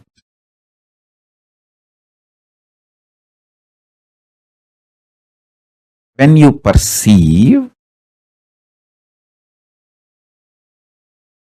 the happenings of your life is against your will and collapse inside you, the way you perceive the world very negatively, and collapse your own identity about you and lose trust on you. When this happens, whether you made earlier some choices or not, you will feel bound. You will feel life is predetermined. There is no free will. Life is unfair, injustice, adharma. It is all just might is right. People who have power, they grab everything. Nothing is right. It's all chaos. There is no order. And at some moment, when things happen as you want in the outer world, and your perception about the world is little better, you feel, the free will is life. There is a possibility. I can recreate, rebuild. Life has some hope. But please understand, both are of truth. Why even the idea of free will is of truth? Because you feel relieved, hope because of outer world happening. But the real truth is, if you decide to cognize the truth, you are Paramashiva, Paramatma, ultimate powerfulness. Understand? Whether life is predetermined or free will, the super determinism is the truth. Answer for the question whether life is free will or predetermined is life is super determinism. Neither predetermined nor free will. It is super determinism. Understand? Empowering yourself with the truth, reality. You are Paramashiva. You are the ultimate Paramatma. And from that truth, reality, making your perception about life, and with that strength of your subjective truth about yourself and your subjective experience about the world, impacting the world, the reality is super determinism. This is the real way of existing. This is what I call freedom. Freedom is not choices. Freedom is manifesting the reality you want to manifest. Listen.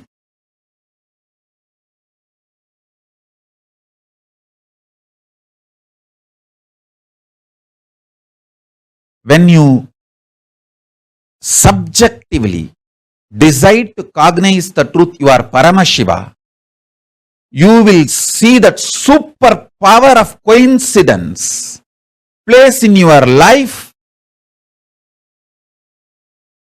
and you manifest super determinism.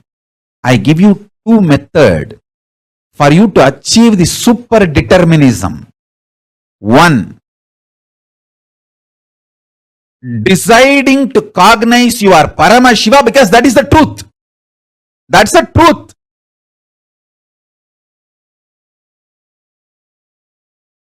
And face your inner space, your perception about life and the life reality itself.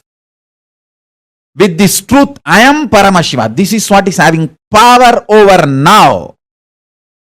Life, reality.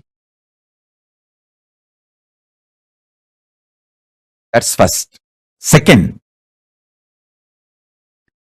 always tell everything to your Atmamurti. You can pray, you can cry, you can express your frustration, you can express your joy, you can express your gratitude, you can even fight. Do everything with your Atmalinga and Atmamurti. Everything. Continuously talking to your Atmalinga and Atmamurti will give you the power to manifest what you want. Shakti. And Buddhi to change wherever you need to change. Above all, Bhakti. The romantic existence with cosmos. You will get all three. Constantly talk to Atmalinga and Atmamurti. Listen. Take these two as the method to achieve super determinism. One,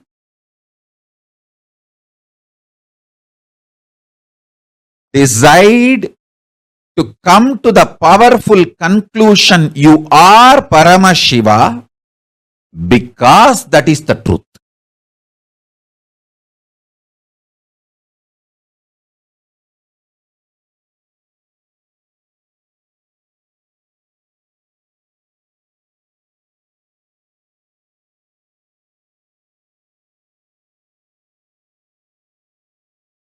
Om Paramashivoham. Om Nithyananda Paramashivoham.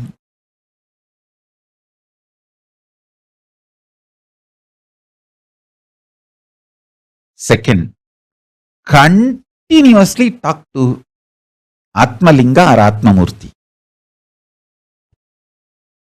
You can offer your prayers, you can talk even casual things, you can express your love, gratitude, even anger, you can fight, you can express your frustration, you can do anything you want.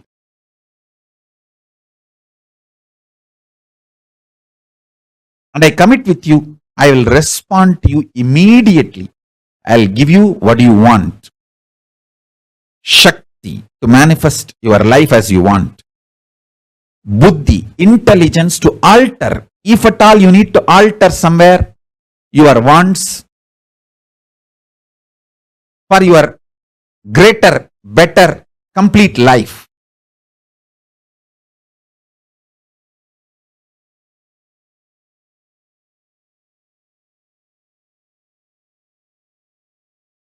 And above all, bhakti, a life positive, joyful connection with life, reality, cosmos, with everything, with yourself, with world, with God, everything.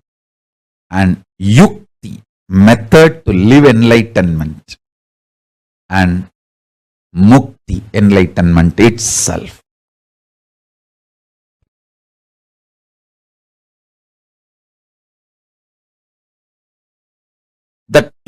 experience is when you decide you are Paramashiva, you get power over the now, present. The power over the present gives you the liberation from all these four different theories, theologies, philosophies, rational arguments, ideas, concepts. You experience tremendous powerfulness subjectively. Because of that powerfulness subjectively, the state of Paramashiva, that's what I call state of Paramashiva.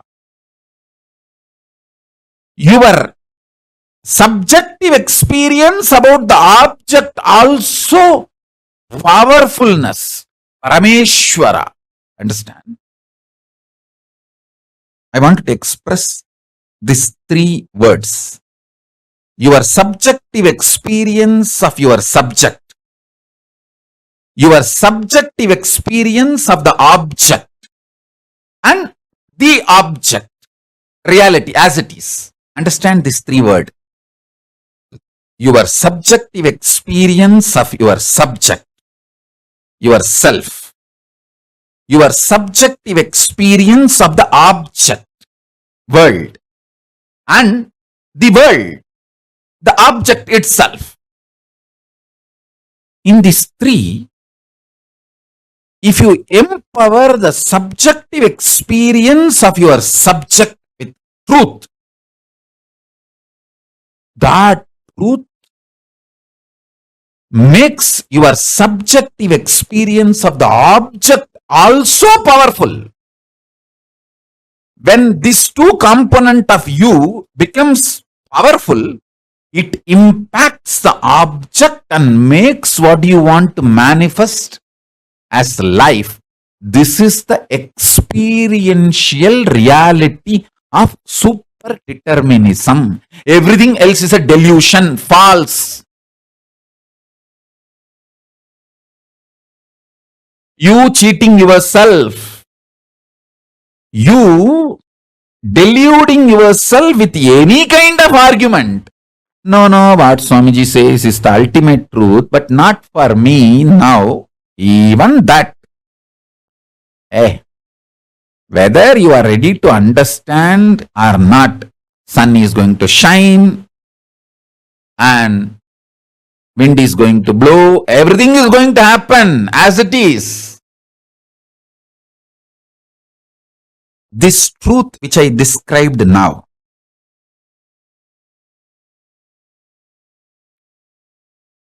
I'll explain the next level. Listen. Super determinism means empowering your subjective experience about you, your subject, with the truth you are Paramashiva. Paramashivatvamasi. You are Paramashiva. Empower your innermost subjective experience about yourself consciously. You are Paramashiva because that is the truth. And from that powerfulness, analyzing your subjective experience about the object, world, understanding everything happened in your life is just to trigger this enlightenment in you, trigger this awakening in you. Even the grahas, there is no graha, bad graha. There is no time, bad time. Only to remind you about your great truth the grahas act. When you don't want to be reminded to live the higher reality, then no other way, the grahas has to make you understand. All grahas focus on awakening you. They are all working sincerely for your inner awakening. Understand?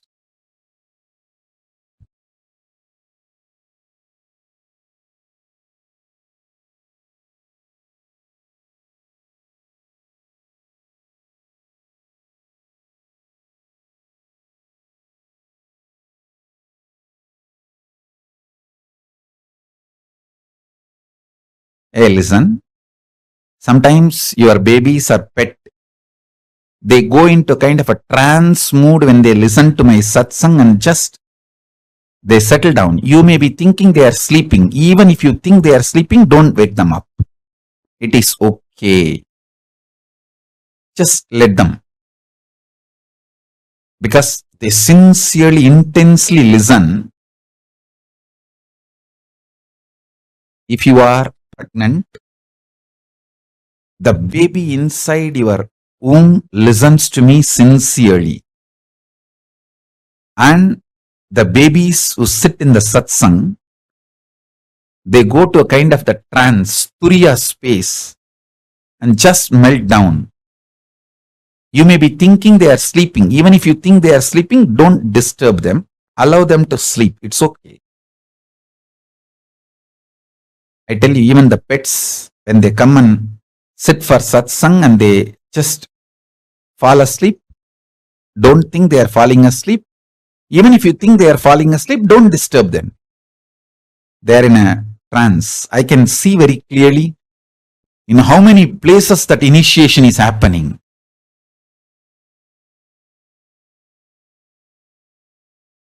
When initiation happens, so many people react in a different way.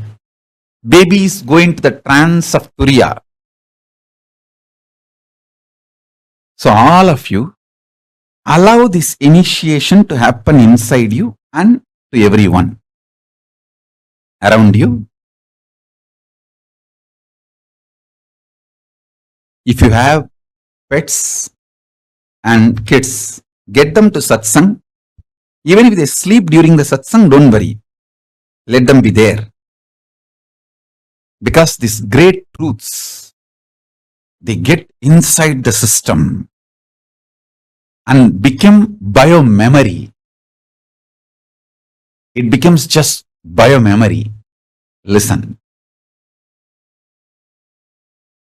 Now listen to the next truth. See, whenever the objective reality impacts your subjective experience about the object and damages your subjective experience about the object, that damage, when it gets overloaded, impacts your subjective experience about the subject itself. That is what I call you gaslighting yourself. Nobody gaslights us. Understand? Nobody can gaslight unless we allow the gaslighting. Whether gaslighting or enlightening, it's your responsibility. You allowed gaslighting of the society. So allow my enlightening.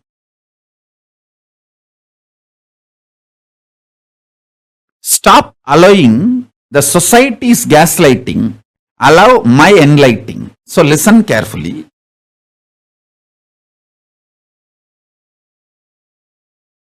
Subjective experience of the object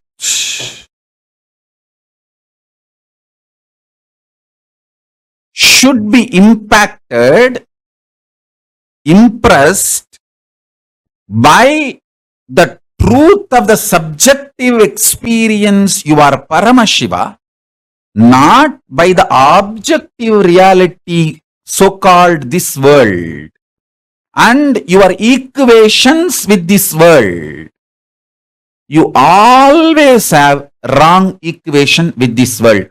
Always you feel injustice is done to you. Somehow that becomes default cognition. When you allow that pattern to get rooted in you,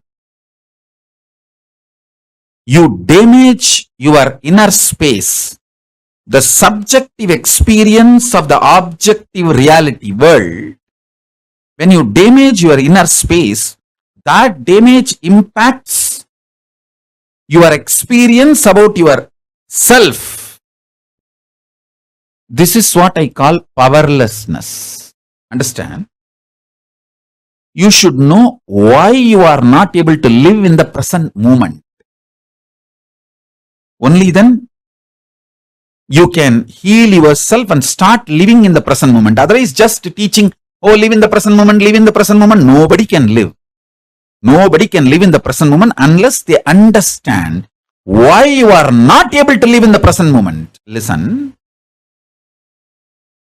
If you feel so much injustice is done to you and feel anxiety, panic attack, your subjective experience about the object world is impacted by the world, others, outsiders, everyone. And if you feel so much of injustice is done, panic attack, anxiety, all that, be very clear, you cannot live in the present moment and you are going to literally commit spiritual suicide if you make decisions from that space. You are only going to destroy yourself more and more through any decisions you make from that space. First thing, stop making decisions from the pain, frustration, anger, violence, powerlessness of the subjective experience about the objective reality. Listen to that. Listen to this truth. More and more decisions you make out of the painful inner space, deluded inner space, the inner space which is hurt by the outer world, the inner space which you allowed to be hurt by the outer world, with the idea there is injustice done to you, or the subjective reality impacted by the objective reality, the objective world, due to sometimes you blame an individual person, or sometimes you blame a situation, sometimes you blame the ecosystem, sometimes you blame the whole world. Whoever you may find, blame or not blame, sometimes you will even blame yourself. Even that is wrong. Blaming yourself is not something cute. No.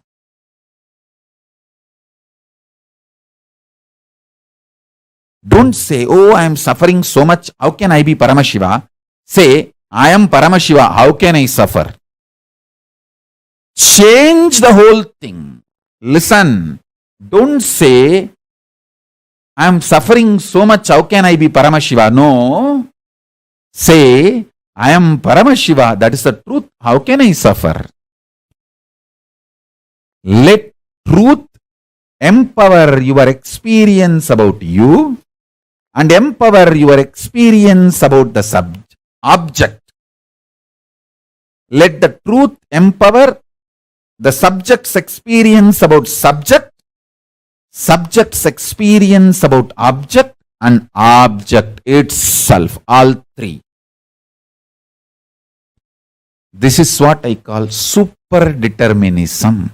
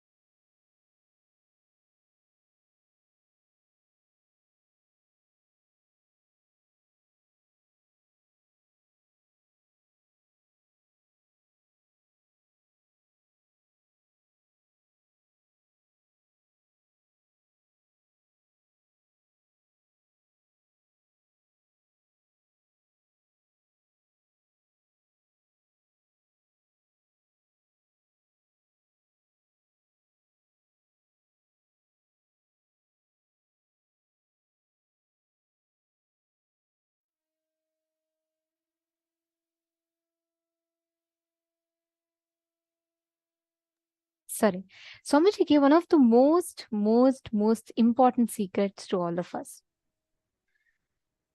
The life is neither predestined nor it is free will. Life is super determinism. It manifests as per your conscious will. When you declare from the understanding that you are Paramashiva, life manifests. And one of the best cognitions that was a takeaway for me was when Swamiji was saying, do not ask, I'm suffering so much, how can I be Paramashiva? Ask your suffering, I am Paramashiva, how can I suffer?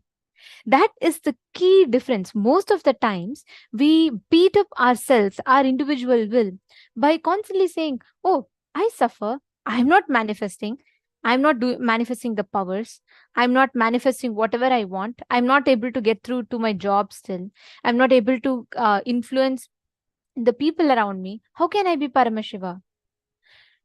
Instead, ask your suffering, hey, I am Paramashiva. Whether it is my experience or not, Swamiji told I am Paramashiva, which means I am Paramashiva. How can I suffer? Asking your problem. Swamiji gives this as a formula. One of the best formulas for life is this. Do not show Swamiji how big your patterns are. Show your patterns how big Swamiji is. Do not try to convince saying, oh, Swamiji, you don't know Swamiji, anyone can be liberated, but not me. I have done too many things, too many sins, and there is too much of load in me, and I can't handle this, I can't handle that. Do not show Swamiji how big your problems are. Show Swamiji, show your pattern how big Swamiji is. Show your problems that who is Paramashiva. That is the key difference. One of the most important aspects. This is the key for success. This is the key for super determinism. We all constantly chase behind. We say, whenever we fail in things, what do we say? We say, oh God, this is how it was all meant to be. I think this was destiny. I can't do it anything. Call it fate. Whenever you're successful, we would like to take the credit for it. So we say, okay, something I did, something has worked out well this time. But life is neither free will, nor it is fate. Life is super determinism, and that is the key. If we just understand this one secret, we will just catch the essence. How many of you are understanding this? How many of you clicked with this? Can I request you all to post in the chat? How many of you understood? How many of you clicked with this? Life is neither free will nor super determinism. And can I request each of you to post what exactly is your understanding?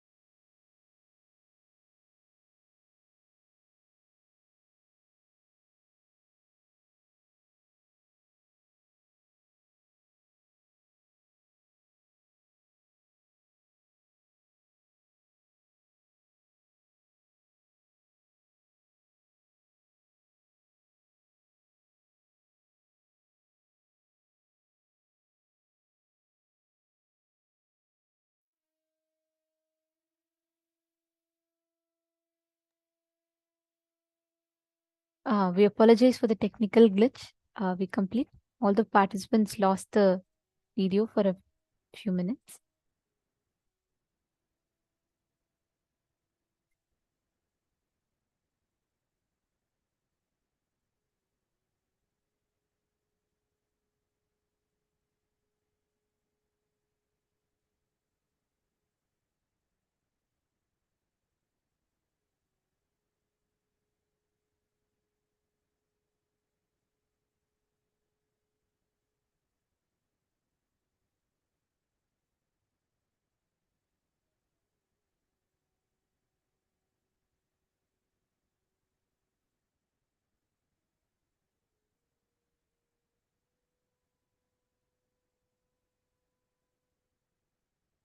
We apologize for the technical glitch for all the participants and hope all of you are able to see us and hear us clearly now.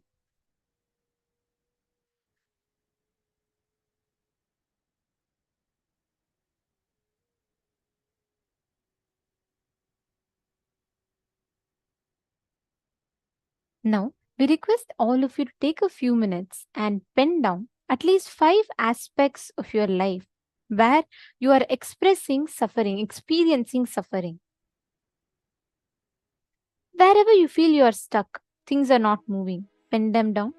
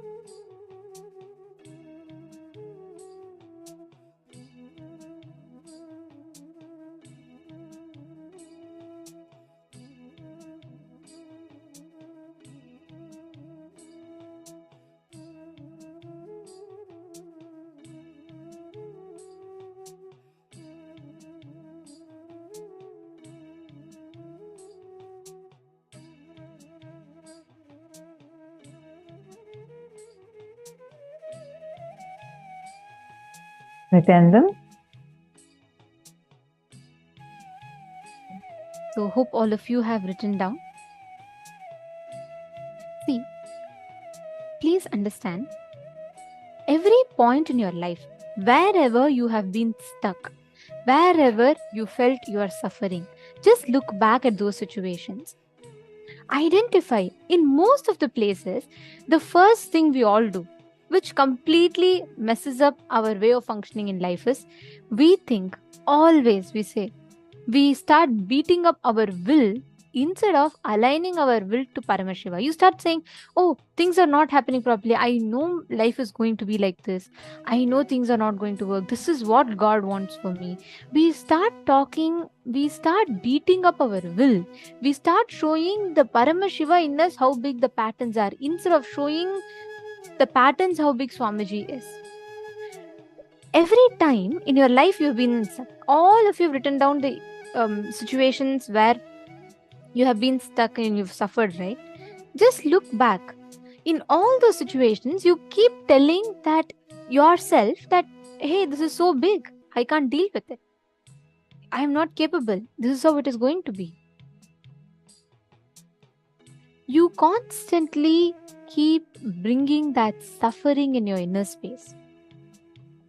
That is exactly where, that's the exact point where you start putting yourself in delusion. You start believing you are not Paramashiva. You stop manifesting the experience that you are Paramashiva. Are you all catching it? Are you all understanding?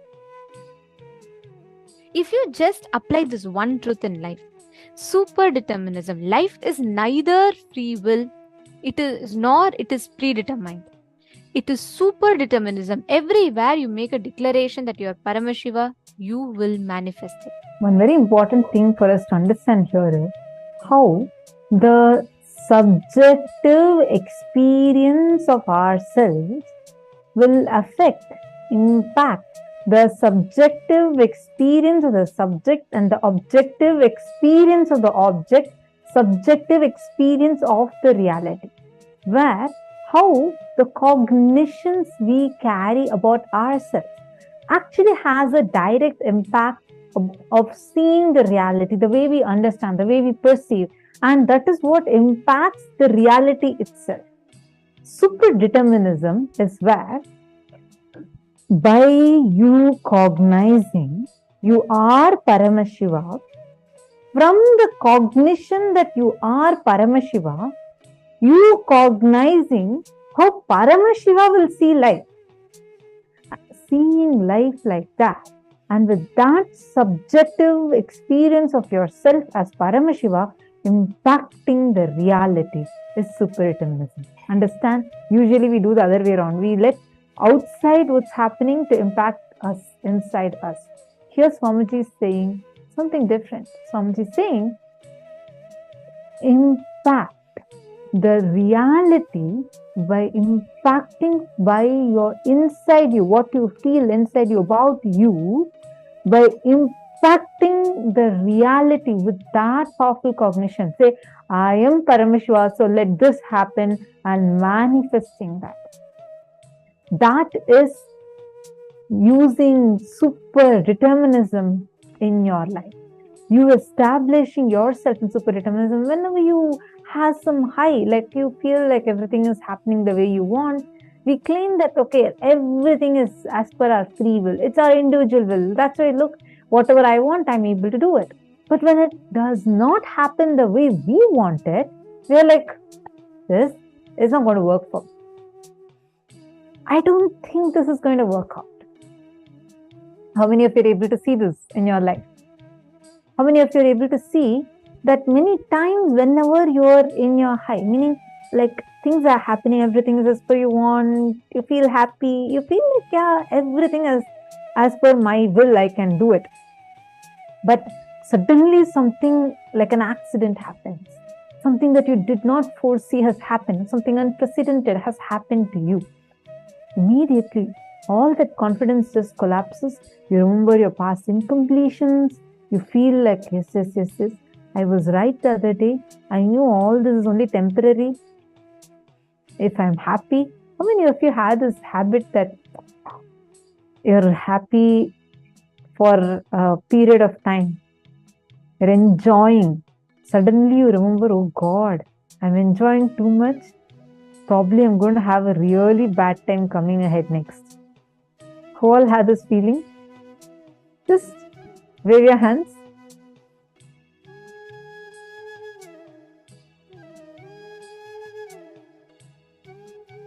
Okay, I see a few of you waving.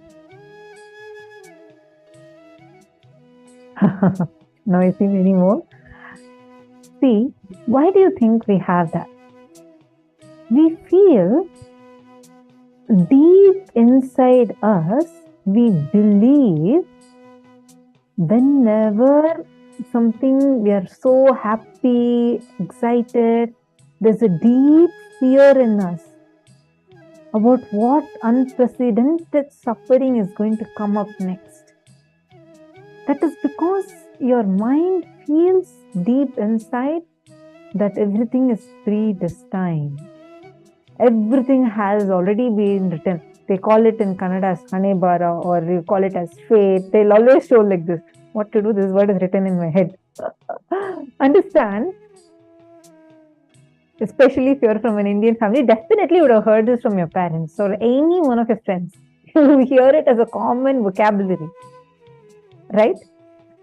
Because we believe inside us already some fellow sitting somewhere in the heaven has conspired against me and written my life like this.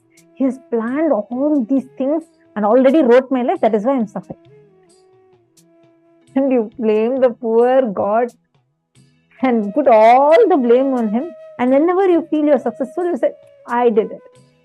You know how much of hard work I did. It's my intelligence or my hard work. Now I look what I got. See, this is how currently we are. Why, Vani, you're laughing so much? You're clicking with it? See, understand. Now all of us are just going like a pendulum. We say sometimes life is all free will. Sometimes we say, no. Somebody sitting somewhere has conspired and written my life like this. It's all my fate. What to do? That's why I'm having this. Neither of these are right cognitions, not complete. Understand, every moment you are writing your future. This moment decides how your next moment is going to be. This can be understood in multiple levels.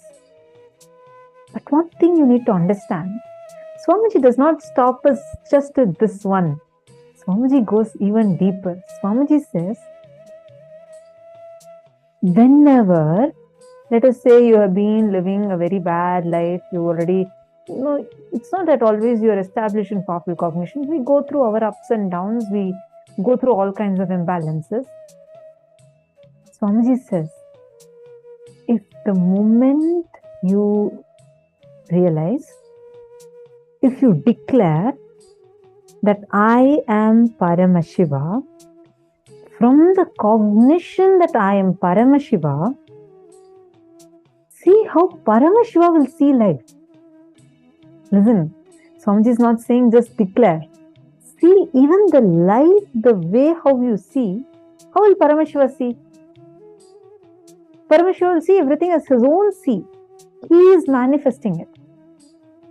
And from how Paramashiva will see, use that as your powerful cognition and in fact make the reality the way you want. That is super determinism. This is much deeper than just our normal understanding of manifesting our reality. It is coming in a much deeper level where you declare, I am Paramashiva.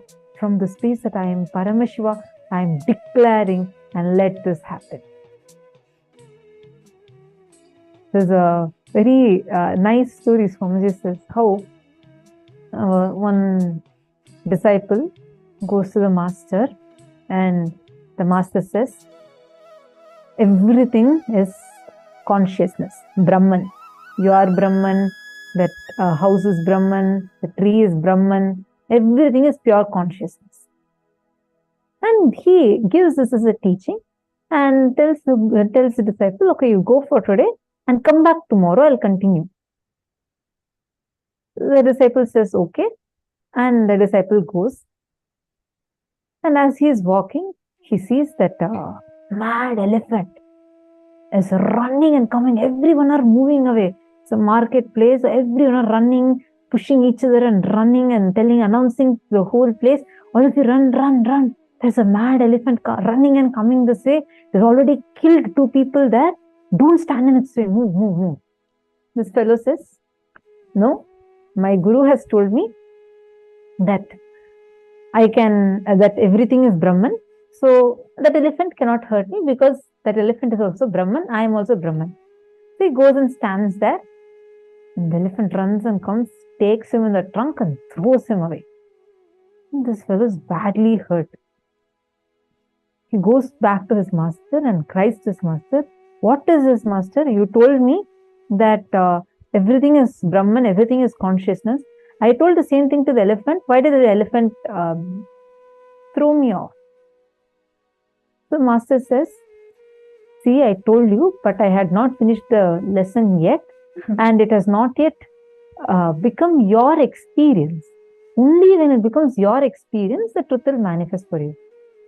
This is a normal way if you're a Vedanti or like where you're learning from a guru who is even an enlightened being. But for us, it's completely different. Swamiji said, being Swamiji's disciple, you don't need to have it as your experience. You can go and stand in front of the elephant and declare, whether it's my experience or not, it's my guru's experience. I put that in front and now I declare, elephant stop. Elephant will simply stop.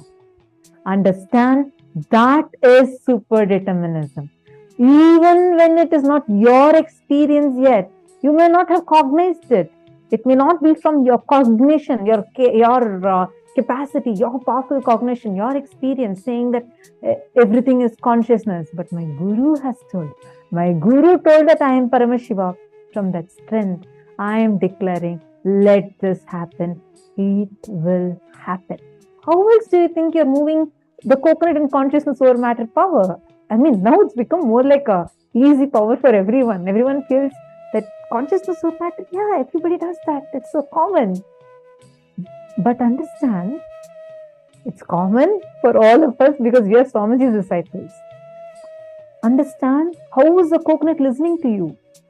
Why is the coconut listening to you? It's not that you are having that as your cognition. You know, my guru has told me. He has initiated me with that strength. I am sitting here. I am connecting to the coconut. Coconut moves. It just moves.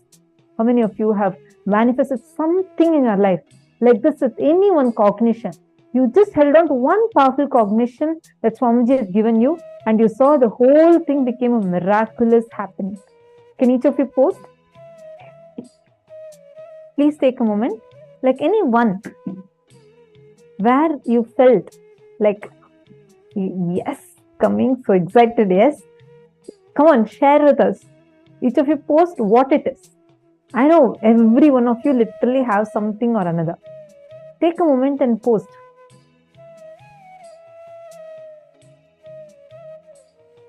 Any one thing, where like a miracle, just by a declaration you were able to manifest it. Actually, Swamiji tells this is what is called as the Nithyanandite way of thinking, which means even if it is just mechanically, just declare.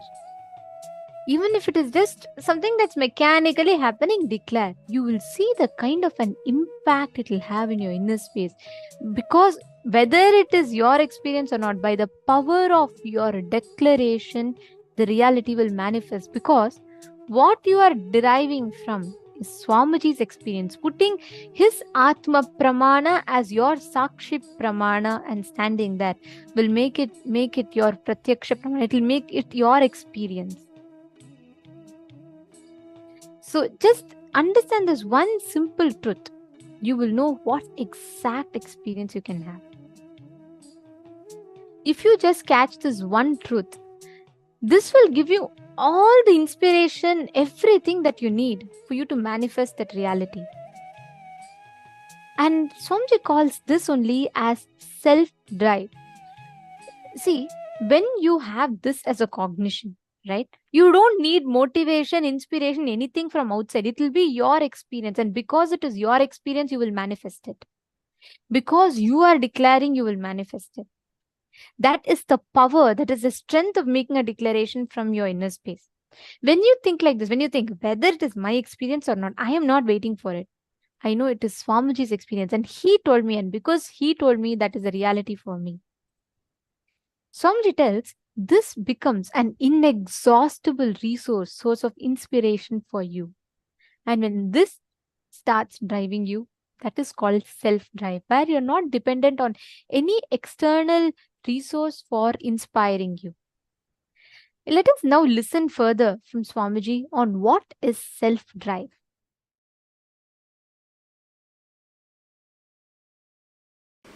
Today I wanted to expand on this one truth. Hridaya Guhya Tahara Vidya. In all of us, please listen, in all of us, there is a strong cognition which is spontaneous for us, which forms the core of our heart, core of our being. Hridaya Guhya, which is cherished in the cave of the heart. For some people, I am this body is the Hridaya Guhya Tahara Vidya. They function, think, do everything with that understanding. I am this body from morning till night. Painting and cleaning externally and internally takes the whole day. Internal washing, cleaning, filling. External washing, cleaning, painting takes whole day. Even the little remaining time they have, they will be working to get all this. Understand? All of us have Hridaya Guhya Tahara Vidya. In our heart cave, a natural understanding, a spontaneous flow of knowledge. Some people think mind, name and fame, the reward, joy. Joy which comes when others praise you. That is you. If that becomes your Hridaya Guhya Tahara Vidya,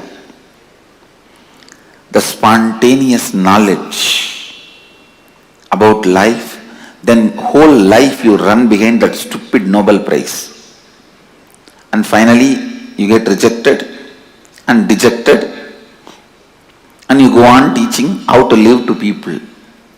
You need to understand what actually your Hridaya Guhya, in the heart cave, you think as your spontaneous cognition about inner image, outer image, life image and others image. Spontaneously, what do you think? Understand? Spontaneously, what you understand. Spontaneously, what you carry. I wanted every one of you to know, spontaneously what you carry is what you brought from the past birth. That is what you brought from the past births. My Hridaya Vidya, Hridaya Guhya Tahara Vidya, the spontaneous cognition, knowledge I brought in my heart cave is completely aligned to all these four images. Completely aligned to all these four images. aligned to all these four images. Listen. Completely aligned to all these four images. I may want to repeat this again and again till you listen. Listen. That was my spontaneous flow of life. What you feel inside you as you, what you declare outside you as you, what you want others to experience you as you, what you feel about others and the world. Aligning all these four to best and constantly, please listen, the life happening in you, every moment you feeling I exist is like energy. To whatever you want, you can infuse that life into it. If you constantly think, I have so much of SDHD, I can never be successful, more and more you associate yourself with that, that becomes alive. Understand, in the beginning you may not be able to change what happens outside, but you will be able to always change what happens inside. So decide, even for a few minutes, you will not empower, energize the concept that you are a failure, you are struggling, you are.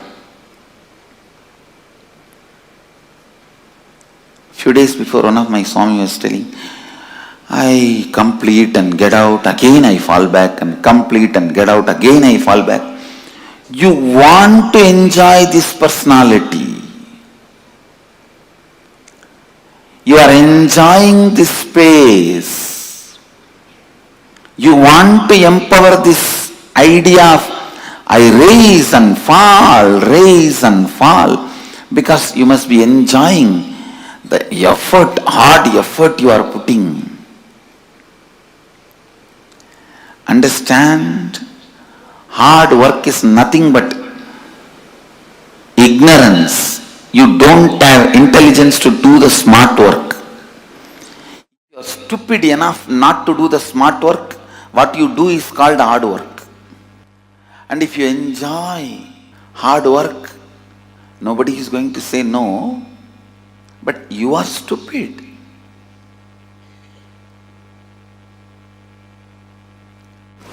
Why will you complete yourself and then come out again, fall into the same ditch and complete yourself and come out? Because you empower that cognition. I am struggling, sincere, seeker.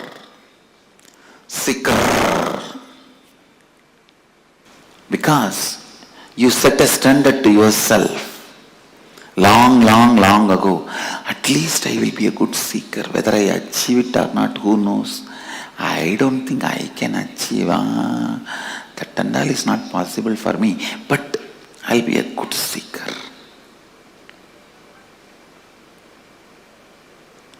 And maybe that is the way you will try to get others' attention. See, I am struggling and coming out. But stupid thing, nobody is ready to listen to your struggle. Understand?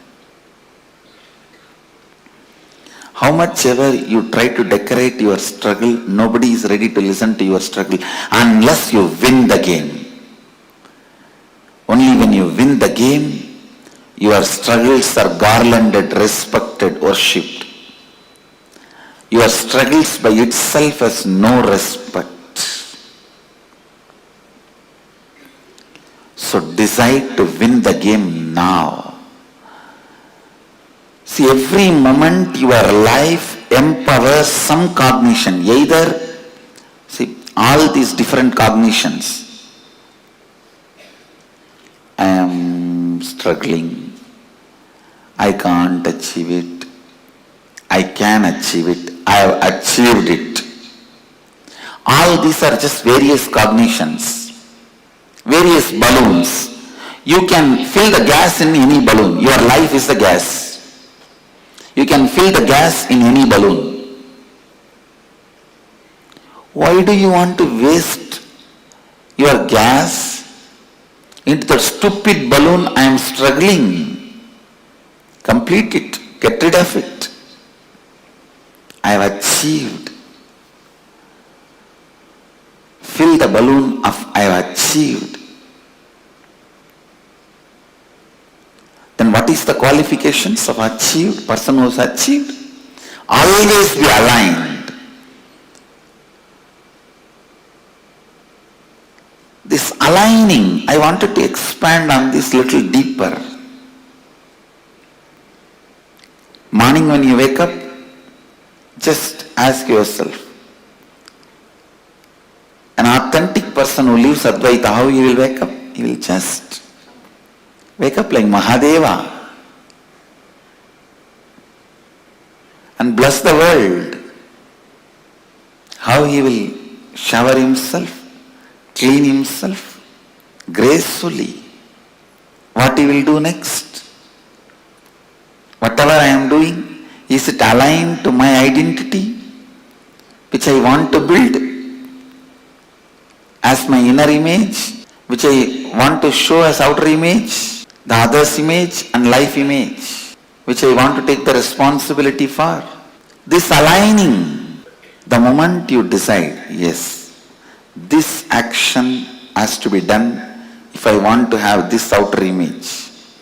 After that, no conflict, no question of conflict, no question of contradiction, no question of anything else. No question of conflict, no question of contradiction, no question of anything else. In all of your life, what you want to build, clearly decide now and always align your actions to it. That is what is spiritual practice. In my case, I came with what I want, all these four clearly, and always my actions were aligned to it. That is why I claim born enlightened. Understand? The Hridaya Guhya Tahara Vidya was very clear. The spontaneous expression, the way you think, every moment you are thinking, let it be aligned to what you want to show you as you to the world. What do you want to feel you as you to you? What do you want others to feel you as you? What do you want to feel as world? Again and again and again align yourself to that authenticity. The best inner image you want to have, best outer image you want to have, best others image you want to have, best life image you want to have. How much ever you think it is difficult, it is achievable. Be very clear. The idea of your difficulty is nothing but your SDHD. See, the mirage water need not be drained for your car to go in the road. The summertime, noon, mid-noon, you will see the mirage water in the road. It literally looks like a large water body in the middle of the road. Do you need to bring big motor pumps, pipe and drain the water for your car to drive? No. You just need to understand it is illusion and drive. Same way, your SDHD, You don't need to be struggling with it. You just need to know it is your SDHD and drive. I tell you, anything can be given up in the life. Anything can be lost. Not one thing. That is self-driving motivation. Just if that is maintained, everything is done. The high self-drive, in anything you take it up. The high self-drive is life. Not having the high self-drive is death. That's all. That's all is life. Whenever in your life you lived with high self-drive, you are alive. Whenever it was lost, you are dead. Whenever you had high self-drive in your life, you were alive. Don't remember the moments of money as important moments in your life. Don't remember moments you have been rewarded, awarded as the important moments of your life. Don't keep those stupid photographs of your graduation, your lottery winning in your house as your important moments of the life. No. When that stupid cap was put and that certificate was given in your hand, you became intelligent. Don't keep that as a memorable moments of your life in your house. Whenever you had a high self-drive, those moments are the most memorable moments of your life. Keep them as the memorable moments of your life in your house. I tell you, high self-drive. Don't keep that stupid marriage photograph, your graduation photograph, all that as the memorable moments of your life. Your first baby, you bought a new house, first house. All these as the memorable moments of your life. No, all this happens as an accident. The high self-inspired drive moments you had in your life, those moments, memories of those moments, achievements of those moments, it might have been as simple as you took the lawn mower and mowed your whole house, whole lawn. Or you took the vacuum cleaner and cleaned your whole house. It can be as simple as those moments. Or you decided to hike the mountain and went on a hike. Or you decided to swim and swam for 2-3 hours. Or you decided to go for a long perpetual completion session and sat for 3-4 hours in the space of completion. It can be as simple as any one of these. High self-drive moments should be respected, celebrated, worshipped, remembered as the memorable moments of your life. All this, the first house you bought, the graduation certificate, your marriage, your first kid, all these can be social accidents. You say that social accident moments of my life. Keep them all in archives in your house. Social accident moments of my life. But only when you were living in the high drive. It can even be in your office without bothering about what money is going to come or anything. You just sat for 10 days and finished a project. Those moments, high self-drive moments, get them as the memorable moments of your life. Get them as memorable moments of your life. And they are only memorable moments of your life. They are only memorable moments of your life. They only need to be repeated. Understand? The moments need to be repeated in your life is the high self-drive moments. Not for money, neither for reward or for any other things. Just out of self-inspiration. The dharmic high-drive moments you had in your life